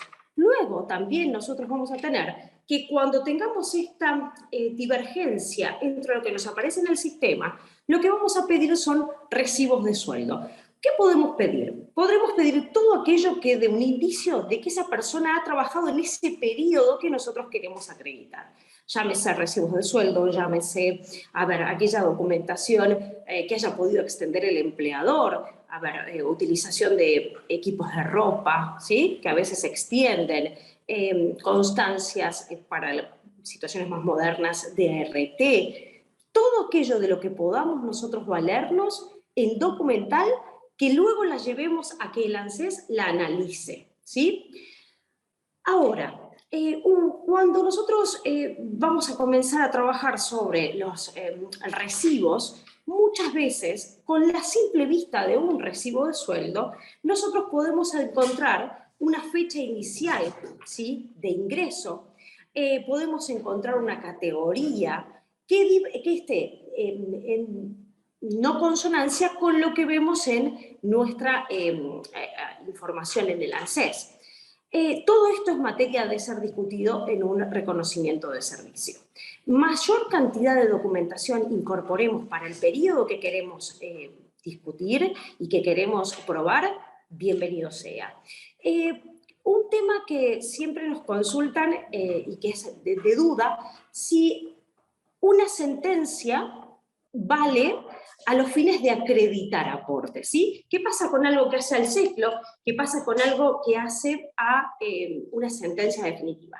Bien, una sentencia definitiva que haya sido, donde se haya acreditado periodos y una categoría, esto casi siempre se da en relaciones laborales donde o no estaban registradas o relaciones laborales donde ha sido deficientemente registrada, ¿sí? Entonces, ¿qué podemos hacer? Presentamos ante el ANSES con esta sentencia. Esta sentencia tiene que tener, obviamente, las fechas, desde y hasta cuándo se reconoce el periodo, y bien, deberá ser, obviamente, presentada en original. Que el aporte, luego de la sentencia condenatoria, no esté efectivizado por parte de la patronal, esto no va a implicar, ¿sí?, para el trabajador que no le permitan reconocer los periodos, ¿correcto? Nada tiene que ver una cosa con la otra. Ahora, una consulta que se hace recurrente es qué pasa con el CECLO, ¿sí? Porque si nosotros tenemos un acta de CECLO, ¿sí?, donde se llega a un acuerdo, donde sin reconocer ni hechos ni derechos se llega a una determinada suma de dinero, la duda es si esto que no reconoce ni hechos ni derechos sirve como una prueba definitiva al momento de otorgarme los aportes, ¿sí?, otorgarme este periodo. Bien, por los alcances que tenemos en el artículo 15 de la Ley de Contrato de Trabajo, lo que podemos hacer es que lo consideremos a este acta en original y certificada, ¿sí?, y la reconocemos como un hecho indiciario de que estos periodos por algo ha recibido esta suma de dinero. Entonces, son puntos que a veces a nosotros nos quedan colgados, ¿sí?, donde decimos, ¿sirve como definitivo para que me otorguen los periodos? Sí y no. Algunos hacen de indicio, otros hacen de plena prueba, ¿sí? Esto lo tienen que tener en cuenta.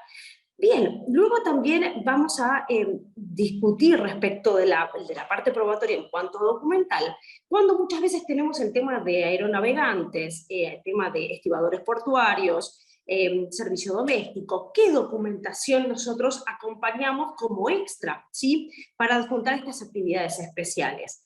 En el caso de los aeronavegantes, al igual que los estibadores, los embarcados, bueno, tenemos que tener en cuenta quizás muchas veces los permisos de embarque, las libretas de embarque, los certificados que extendieron la Fuerza Aérea en cuanto a horas de vuelo, ¿sí? Eso ya es algo mucho más específico, pero y para regímenes especiales pero es algo que es importante porque muchas veces nos quedan las dudas de cómo acreditar estos periodos.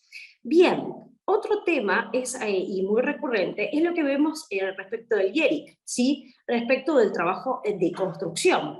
Estas son de las mayores relaciones laborales que están. El consultante lo que te va a plantear es muchos más años de aporte de lo que realmente tienen. Entonces allí es donde nosotros necesitamos hacer un trabajo de campo enviando al trabajador, sí, o haciéndolo nosotros, hasta el IERIC.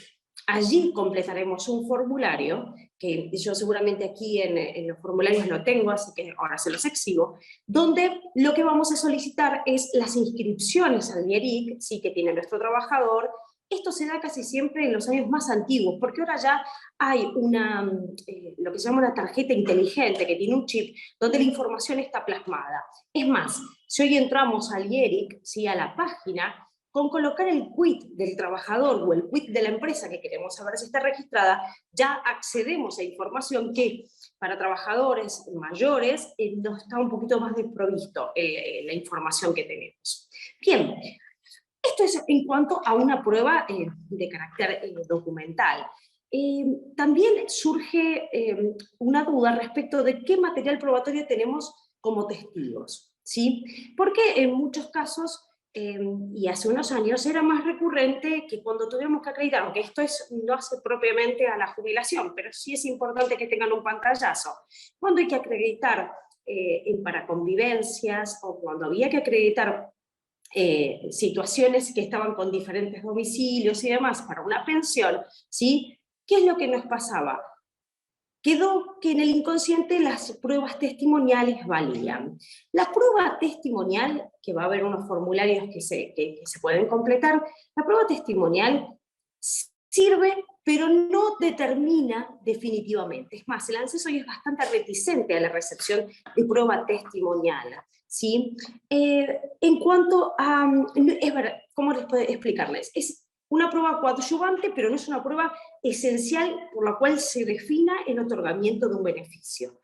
Si de esto dependiera otorgar el beneficio, obviamente que quedará sujeto a mucha más prueba complementaria que hace la documental. Esto en cuanto a las pruebas de las cuales ustedes pueden valerse. ¿Y cómo me refiero?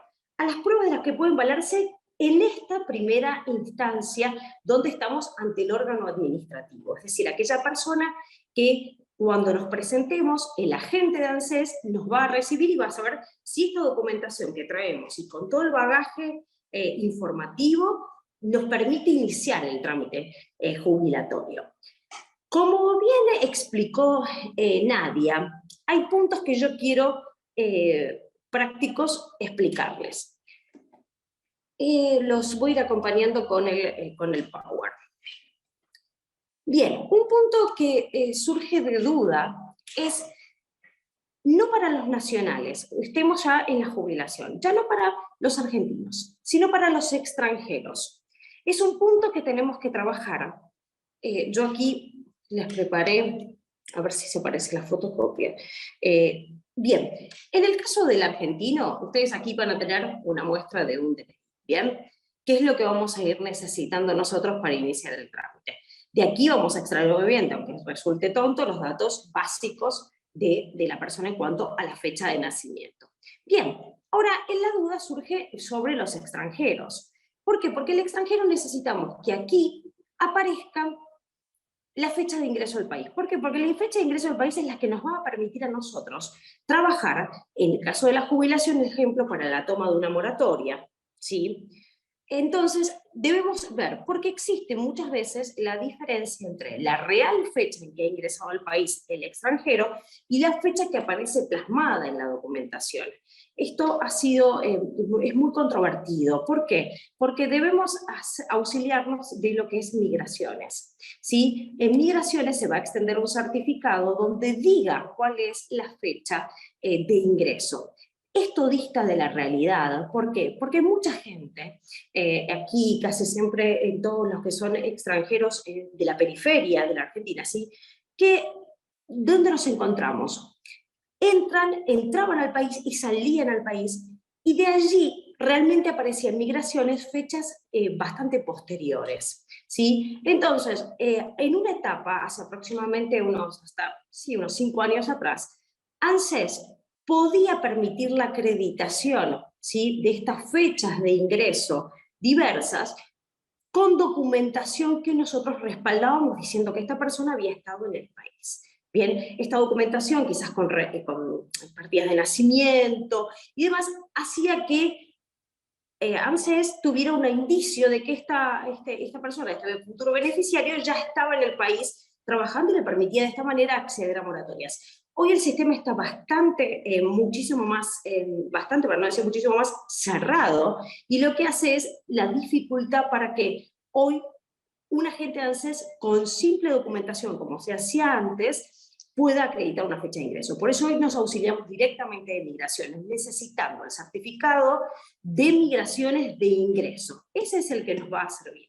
¿Por qué les puse este DNI? Porque, aunque es algo tonto, a veces no se sabe bien cómo está plasmado. Entonces, tenemos estos datos respecto de la documentación respecto del DNI. Bien, ¿qué vamos a tener en cuenta para lo siguiente? Aquí yo les voy a ir dejando formularios de qué es lo que van a tener que ir completando para presentarse ante ANSES, ¿sí? Yo se los voy pasando, luego esto lo van a tener, así que no hay problema. Bien, las certificaciones de servicio, obviamente que lo tenemos, sí, es el primero de los puntos. Ese día nosotros, cuando vayamos a iniciar el trámite o cuando estamos uniéndonos de la información con el cliente, lo que le pedimos son certificaciones de servicio. Estas que les digo, las modernas o las antiguas. Obviamente que cuando nosotros llega personal mayor, por lo tanto, va a tener certificaciones antiguas. Hay gente que directamente ni las tiene. Mientras no exista una divergencia entre lo que aparece asentado en el ANSES y lo que nos dice nuestro cliente, no tenemos ningún tipo de problema. Bien, los recibos de sueldo son los que sirven para el recodo de servicio, ¿sí?, que es aquí lo que les pongo en el tercer ítem. Bien, ¿qué sucede? Y esto es importante respecto de los telegramas.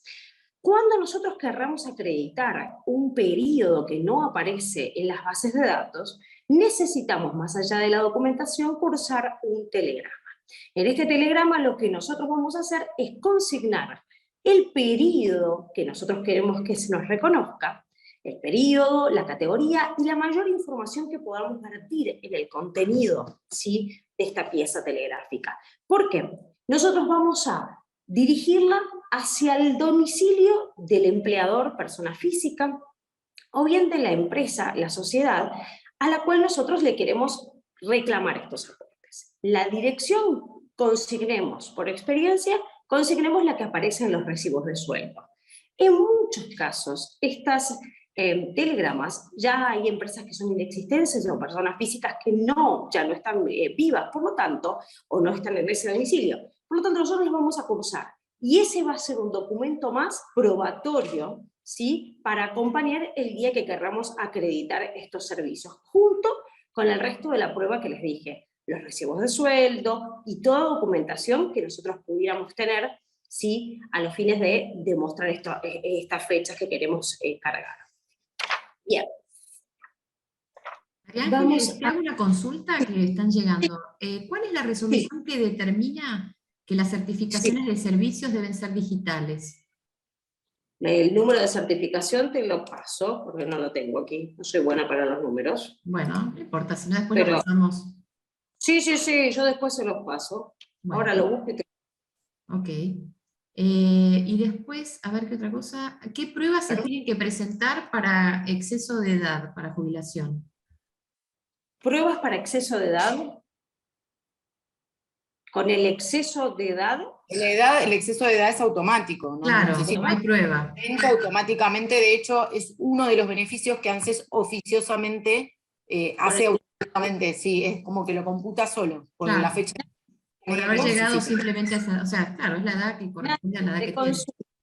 Perdón, ¿no? Te consulto, vos que estás mucho más pilla y atenta con los números, ¿sabés cuál es la resolución que me están preguntando? La resolución, no sé si es a la que yo estoy diciendo que para mí es de las más importantes, pero que no exige que sea digital, ¿eh? Ojo con eso. la resolución 524 del 2008, que les recomiendo que se la impriman y la guarden así en un librito, y cada vez que vayan al ANSES, vayan con esa resolución, les permite pelear con ANSES, en el sentido que ANSES les puede pedir lo que quiera. La realidad es que la resolución 524 del 2008 nos dice qué nos puede pedir, y eso para el abogado es muy importante. Entonces dice, por ejemplo, servicios, se los digo así, es muy larga la resolución, pero para que vean a qué apunta. Divide los servicios entre generales, entre comunes y especiales, que son a los que se refirió la doctora, ¿no? Entonces dice, acreditación de servicios comunes incluyendo servicios públicos y ferroviarios, y divide. Servicios comunes anteriores al 31 de diciembre del 77, se dan cuenta, yo estoy invocando servicios muy viejos, en los cuales el CEN me puede pedir lo que quiera, pero la resolución a mí me dice pedir. ¿Por qué? Porque obviamente no voy a tener una certificación digital, voy a tener una certificación de época, ¿sí? Entonces dice, con invocación de certificación o sin invocación de certificación. ¿Y por qué esta resolución es importante? Porque nos va a decir, en virtud, si tenemos certificación de servicios, y por ejemplo, no está aprobado en el CIPA todo el periodo, ¿con qué porcentaje ANSES me tiene que tomar todo el tiempo que dice la certificación? ¿Sí? Ojo con eso. ANSES me va a pasar porque nos pasa a todos. Nosotros vamos con una certificación de servicios de época y dice, en el CIPA figura 1 año nada más, trabajó 15 el hombre. ¿Sí? Entonces, ¿qué me dice la certificación? Si yo voy, es del año 77, con la certificación de época, y aporté un recibo de sueldo, si en el sistema figura el 25% del periodo invocado, ANSES me tiene que tomar todo el periodo. Por eso les digo, es 524 del 2008. Esta resolución es como el ABC cuando tengo que probar servicios que no aparecen en CIPA. Les dice absolutamente todo, ¿eh? Si tienen certificación de servicios, si no tienen certificación de servicios, lo divide por año. No es lo mismo que yo tenga que reconocer años del 77 que del 2000. Después del 94 ANSES tiene muchísima información. Por ende, cuando no aparece en el CIPA me la va a complicar un poco más, ¿sí? Claro. Absolutamente todo. Después, por ejemplo, bueno, servicios comunes del 78 al 94, servicios posteriores al 94, es lo que le digo, esa diferenciación. Y después empieza, servicios docentes, pesca costera, sistema a la parte, personal embarcado, actividad artística, costurero a domicilio. Ley, por eso les digo que es como el ABC que necesitamos para cada uno, ¿sí? O sea, no se olviden de esa resolución, que es muy importante para nosotros y para defender a nuestros clientes.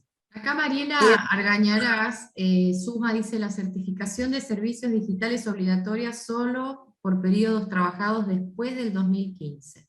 Claro, tal cual, por eso les digo, ojo con eso, porque ANSES, a nosotros nos ha pasado que nos dice certificación digital. estoy invocando servicios del 80, tengo una del 80 que lo echan. Claro. Perfecto. Bueno, hay un poco más de consultas, pero si querés avanzamos y después las vemos. Las vamos haciendo. Sí, yo justo me aparecían las consultas aquí abajo, estaba tratando de... hay aportes que son valiosos, porque por ejemplo, como prueba, que yo creo que hay que tratar de juntar lo que se pueda, ¿no? Contaba Eduardo, esperá que acá lo tenía, logramos probar la relación laboral gracias a los aportes que tenía el trabajador al sindicato, a pesar que no le realizaron los aportes. De hecho, eso está en la 524, por eso les digo. Claro. Es como nuestra constitución, digo yo, es nuestra constitución nacional. Claro. Para aprobar servicios, sobre todo viejos, tal cual. ¿Sí? El telegrama que decía la doctora también, cuando yo tengo una empresa que no existe más, una de las formas de demostrarlo es con el telegrama que venga de vuelta que prueba que no existe más esa empresa. ¿Sí? O también averiguar, eso también es un trabajito del abogado, si existe algún residual de la empresa. A mí me pasó, por ejemplo, con Entel, sé que era Entel y yo no lograba, no aparecía en el CIPA, la trabajadora no tenía recibo de sueldo, no tenía nada. Y lo que logré es contactar un residual que me terminó extendiendo una certificación de servicios. Aquí veía que participaban respecto también de los síndicos. En el caso de la quiebra, exactamente. De quiebras, sí, que es correcto. Toda la documentación. A lo que voy es que, obviamente, toda la documentación que ustedes puedan aportar es bienvenida, pero a la luz de la 524. ¿Por qué? Porque ANSES, cuando no figura en el CIPA, no le gusta. Por ende, nos va a pedir, que decir, ¿cómo consigo eso si estoy hablando de un servicio del 77? Por eso, toda la prueba y resolución en mano. Todos los fines de poder acreditar, que la prueba es amplia, pero el criterio también es amplio. Se puede incorporar todo de lo que tengamos. Yo te le decía, hasta algo, no sé, de vestimenta, algo que me hayan extendido y se puede ir a acreditar. Obviamente que todo queda a verificación y a criterio de la ODAI, más allá de lo que nosotros luego podremos ir discutiendo, ¿sí? Bien. A ver, entonces, yo lo que les paso, bien, ¿qué pasamos? Respecto de la presentación ya del expediente, ¿sí? Nosotros tenemos presentación del expediente. Yo aquí les voy a ir dejando el paso a paso, ¿sí? Respecto de cómo vamos a cargar un turno, pero esto, bueno, es ya para personas que están incorporándose, ¿sí? Entonces, tenemos para jubilaciones, yo les voy a dejar aquí la página, ¿sí? Yo les voy poniendo despacito cómo es, solicitan los turnos. A ver, se los voy pasando. Algo importante que tienen que tener es cargado, a mi entender, el mi ANSES, ¿sí? Donde tienen todos los datos, y de allí, gracias a cómo se ha actualizado el sistema, ¿sí? Nosotros, con solo entrar al mi ANSES, si tenemos al cliente o al beneficiario o el trabajador que está activo, está en el sistema, ya directamente podemos ver muchos de sus aportes, ¿sí? Por no decir todos, porque hay partes de que obviamente no están cargados, quizás los más antiguos, pero hoy por hoy está muy actualizado. Aquí tenemos los turnos, tenemos formularios, uno tras otro, bien, yo se los dejo.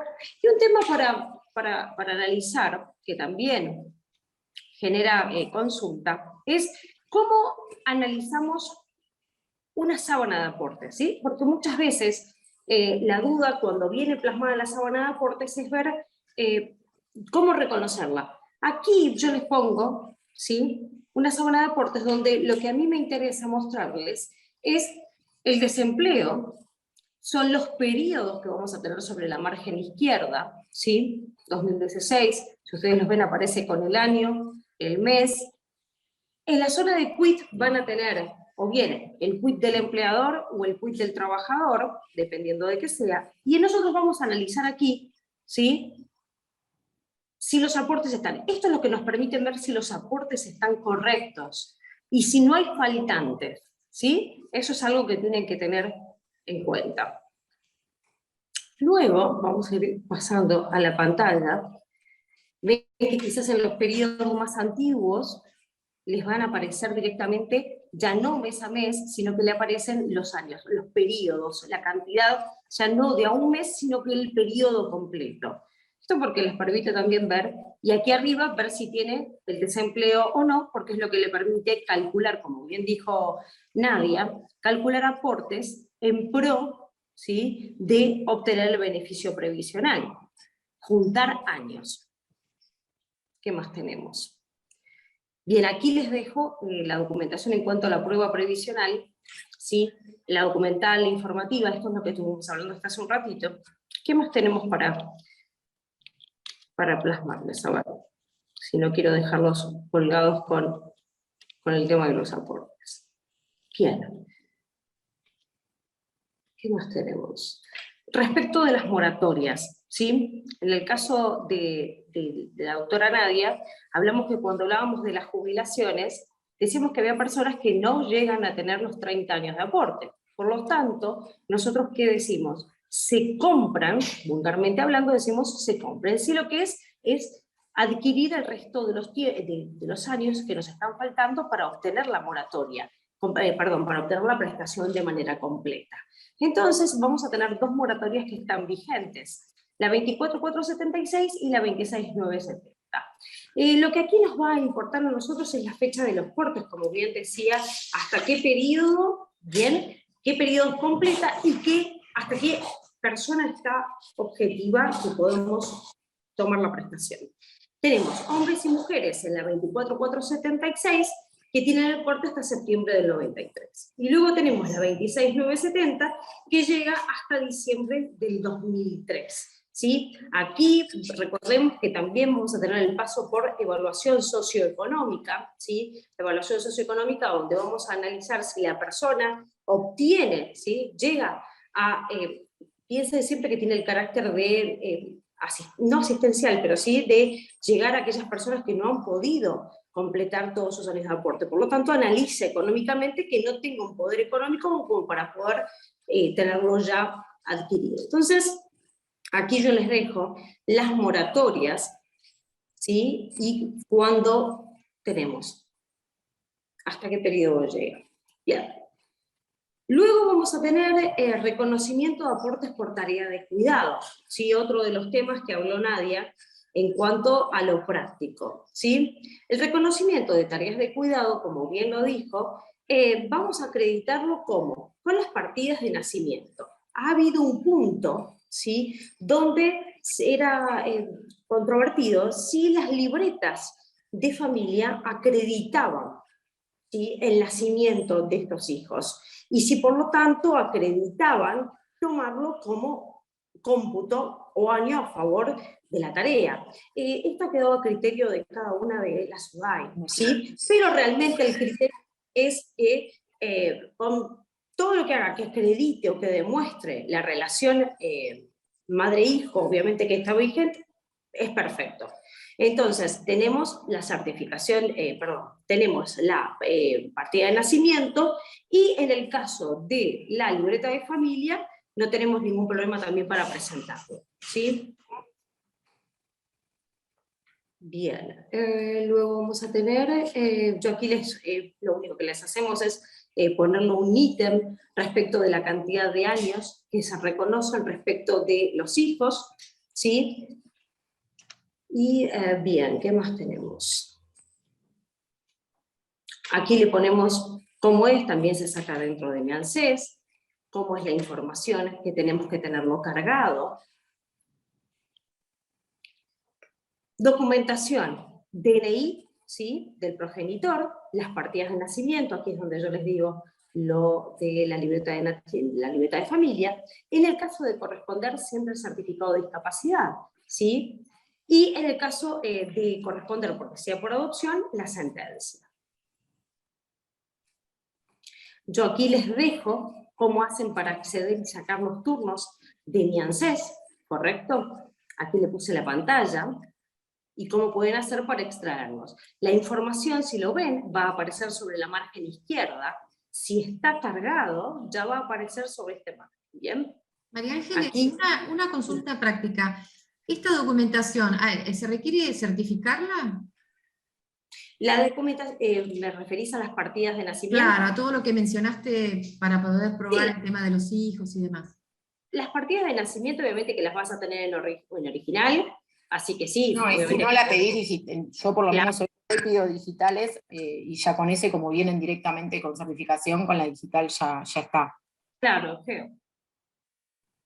Con esa sí, en el caso de las libretas me ha pasado que al comienzo del cargado de las tareas de cuidado, había personas que quizás no tienen las partidas. Entonces han tenido un amplio criterio. La SUDAI más grande, donde sí nos tomaban lo que hace a todos los hijos que aparecían en la libreta. Esto casi siempre lo hemos advertido en la primera etapa. Luego ya hoy con el sistema piden las partidas de nacimiento, ¿sí? Piden, o sea, hoy por hoy vienen certificadas por G, o sea, hoy por hoy yo Sí, Claro. es lo que está me arriesgo. mencionando Hilda. Que, Ni me arriesgo a ir con algo que no sea el acta digital, claro. considerando que el turno es a 2 meses. Pero en los operativos que se daban, en los operativos te los tomaban con las libretas.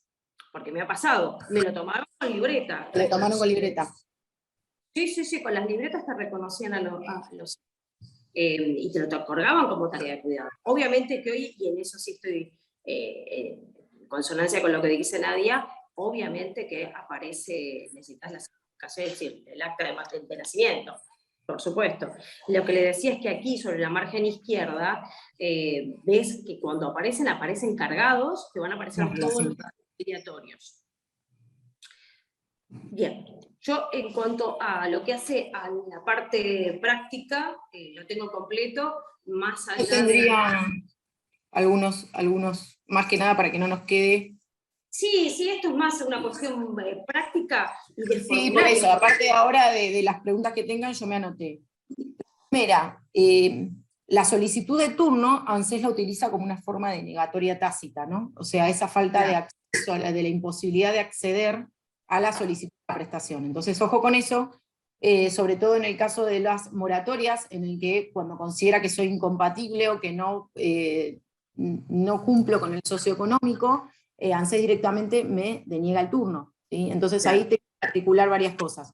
Hoy por hoy tengo una forma que es canalizarlo por la virtual, por la consulta virtual, como forma de agotar esta instancia. Por ejemplo, no sé, yo quiero, no supero el socioeconómico porque, vamos a suponer, bueno, ustedes saben que el tema del socioeconómico no, pero el tema del cumplimiento, simplemente se los digo. Tenemos la 24.476 de la moratoria, tiene socioeconómico, y además es incompatible con otro beneficio, lo que la persona pague la deuda en efectivo, ¿sí? 26.970 tiene socioeconómico, y además es compatible únicamente con un haber mínimo garantizado.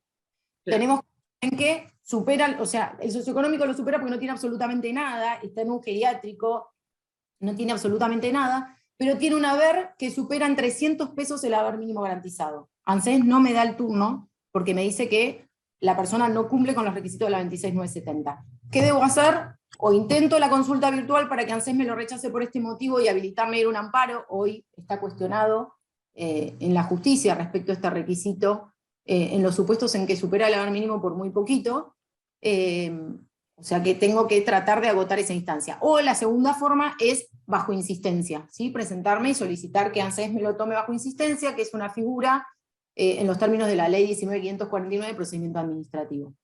Nos pasó, por ejemplo, la ley 27.549, no sé si la conocen, es una ley que creó una pensión especial para trabajadores, para familiares de trabajadores esenciales fallecidos por COVID. Esa ley no se implementó, o sea, no teníamos decreto reglamentario que nos dijera, por ejemplo, quién era el organismo que debía otorgarla, mientras había una ley del Congreso que otorgaba ese beneficio. Y la forma que tuvimos es, primero, canalizarla por la atención virtual. ANSES nos contestaba que no correspondía porque ya tenía una pensión de la ley 24.241, cuando la ley dice que son compatibles, y fuimos por amparo y dio lugar al fallo Ortiz, y bueno, y después hubo otro, y de insistencia y declaraciones desde la Asociación de Abogados del Fuero, logramos que se reglamente esta ley y que en definitiva se establezca un sistema. A medio camino, porque en principio fue solo virtual, pero hoy tenemos ese sistema. Otra cosa que me anoté es qué pasa con el cómputo de los servicios en que la persona gozó de la prestación por desempleo. La prestación por desempleo, ojo, cuando la consultan, como bien les dijo la doctora, si ustedes consultan en el SIPA, les va a aparecer desempleo sí, no. Pero hay una consulta específica que se denomina DESE, a través de la cuenta corriente de DESE, lo que me permite ver es cuánto tiempo efectivamente lo percibió, porque a mí ANSES me pudo haber otorgado 12 cuotas, y ahí es el problema, si yo hago la consulta simple me va a decir 12 cuotas, ¿qué hace la gente? Computa un año. Pero la realidad es que la persona por ahí consiguió trabajo a los 2 meses y no suspendió la prestación por desempleo. O sea, yo lo que necesito es acceder a la consulta de DESE de la cuenta corriente, ¿sí? Ese dato lo tengo que ir a pedir al ANSES. Y lo último que me he notado es con el tema de las moratorias, que el periodo que yo regularizo en moratoria, la persona tuvo que haber estado en el país. Ojo con eso, porque ANSES tiene tantos problemas, como bien dijo la doctora, con migraciones, que en algunos casos otorga el beneficio y después lo suspende y genera la indebida. ¿Por qué? Porque la persona puso en moratoria un periodo en el que no se encontraba en el país. ¿Sí? No sé si quedó claro el tema de la diferencia del socioeconómico de la 24.476 y la 26.970 en cuanto a este requisito que entiendo. Y después acá, para que tengan un parámetro, no sé si lo tienen claro, y esto también te lo puedo pasar, Irene, es la evaluación socioeconómica, vigente a partir de junio, lo que tengo todos los parámetros para que la persona supere ese análisis socioeconómico en cuanto son los topes. Y para que tengan una idea, hoy, promedio de ingresos brutos anuales percibidos en los 12 meses anteriores a la fecha de la evaluación, tenemos un tope de 158.000 mensuales y 1.900.000 anuales. Y así con todo lo demás: patrimonio, declaración jurada de bienes, tenencia de embarcaciones, gastos y consumos mensuales de tarjeta de crédito. Bueno, fíjense en ese caso.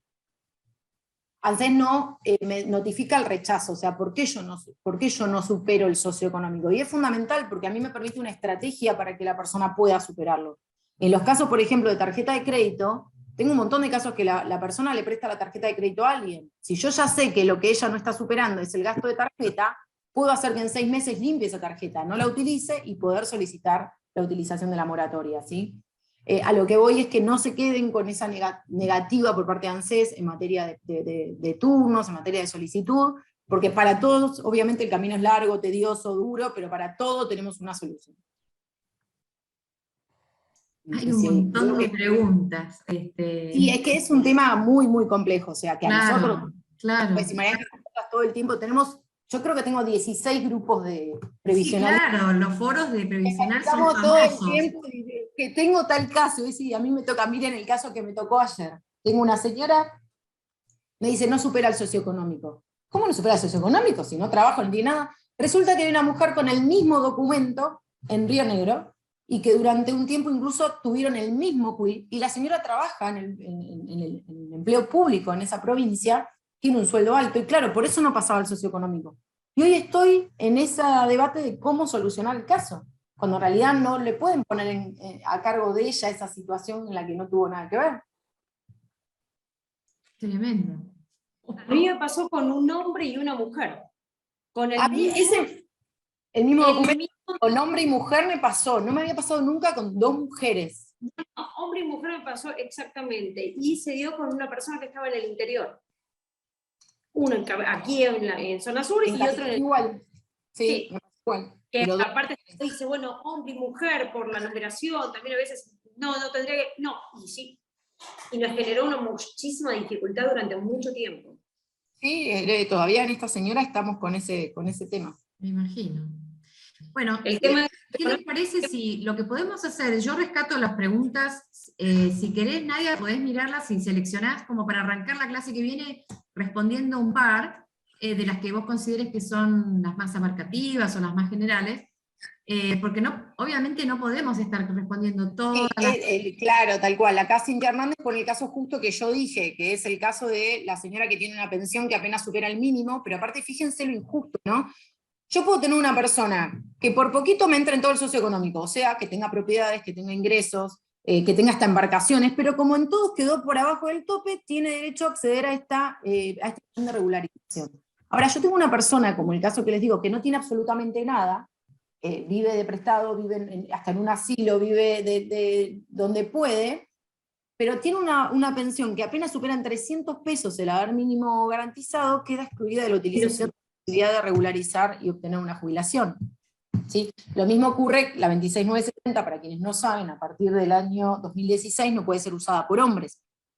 Y eso también está en la justicia, es un fallo que debe expedir la Corte, que se planteó también la desigualdad de género, porque la respuesta que da la ley 27260, que es la ley de reparación histórica que crea la PUAM, era que a partir de ahora el hombre puede ir a la PUAM. ¿Me entienden cuál fue la razón por la cual la 26970 no puede usarla los hombres? Dice, bueno, a partir de ahora el hombre a los 65 puede ir a la PUAM, que es una prestación no contributiva, ¿sí? Que es el 80% del haber mínimo garantizado. En cambio, la mujer, como puede todavía jubilarse a los 60, le tengo que dar una respuesta entre los 60 y los 65, prorrogo la 26970. Es decir, que la 26970 solo se prorrogó para mujeres. Entonces hay un planteo, porque la PUAM no es lo mismo que la jubilación. La PUAM no da derecho a pensión, es el 80% del haber mínimo garantizado, por ende hay un planteo en la justicia que lo tiene que resolver la Corte respecto a eso. Yo creo que, y espero que este sistema de moratorias se modifique, que empiece a ser más justo. Nosotros estamos como muy apurados con el tiempo, pero el mismo funcionamiento de la moratoria respecto a qué periodo puedo regularizar es injusto, ¿sí? O sea, yo puedo tener la misma situación, tener una mujer con 5 años de servicios con aportes, si los tiene después del 2003 la puedo jubilar, si los tiene antes del 2003 no la puedo jubilar, porque eligiera cuando pierde su empleo, ¿no? O cuando no lo consigue. Yo espero que se modifique, que sea un sistema más transparente, más claro, más justo, que le permita a aquellas personas que no llegan a los 30 regularizar el tiempo que necesiten, ¿sí? Obviamente con la limitación que obviamente el sistema va a poner, pero no esta cuestión tan arbitraria de los tenés antes del 2003, los tenés después del 2003, claramente no es previsible. No.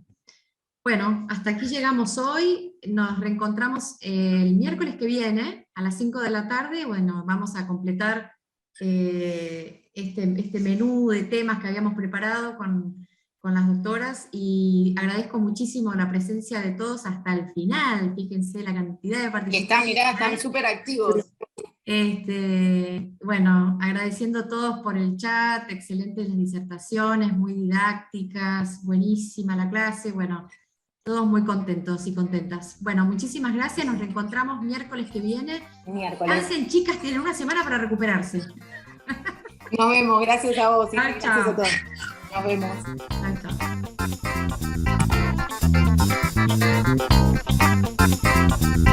chao.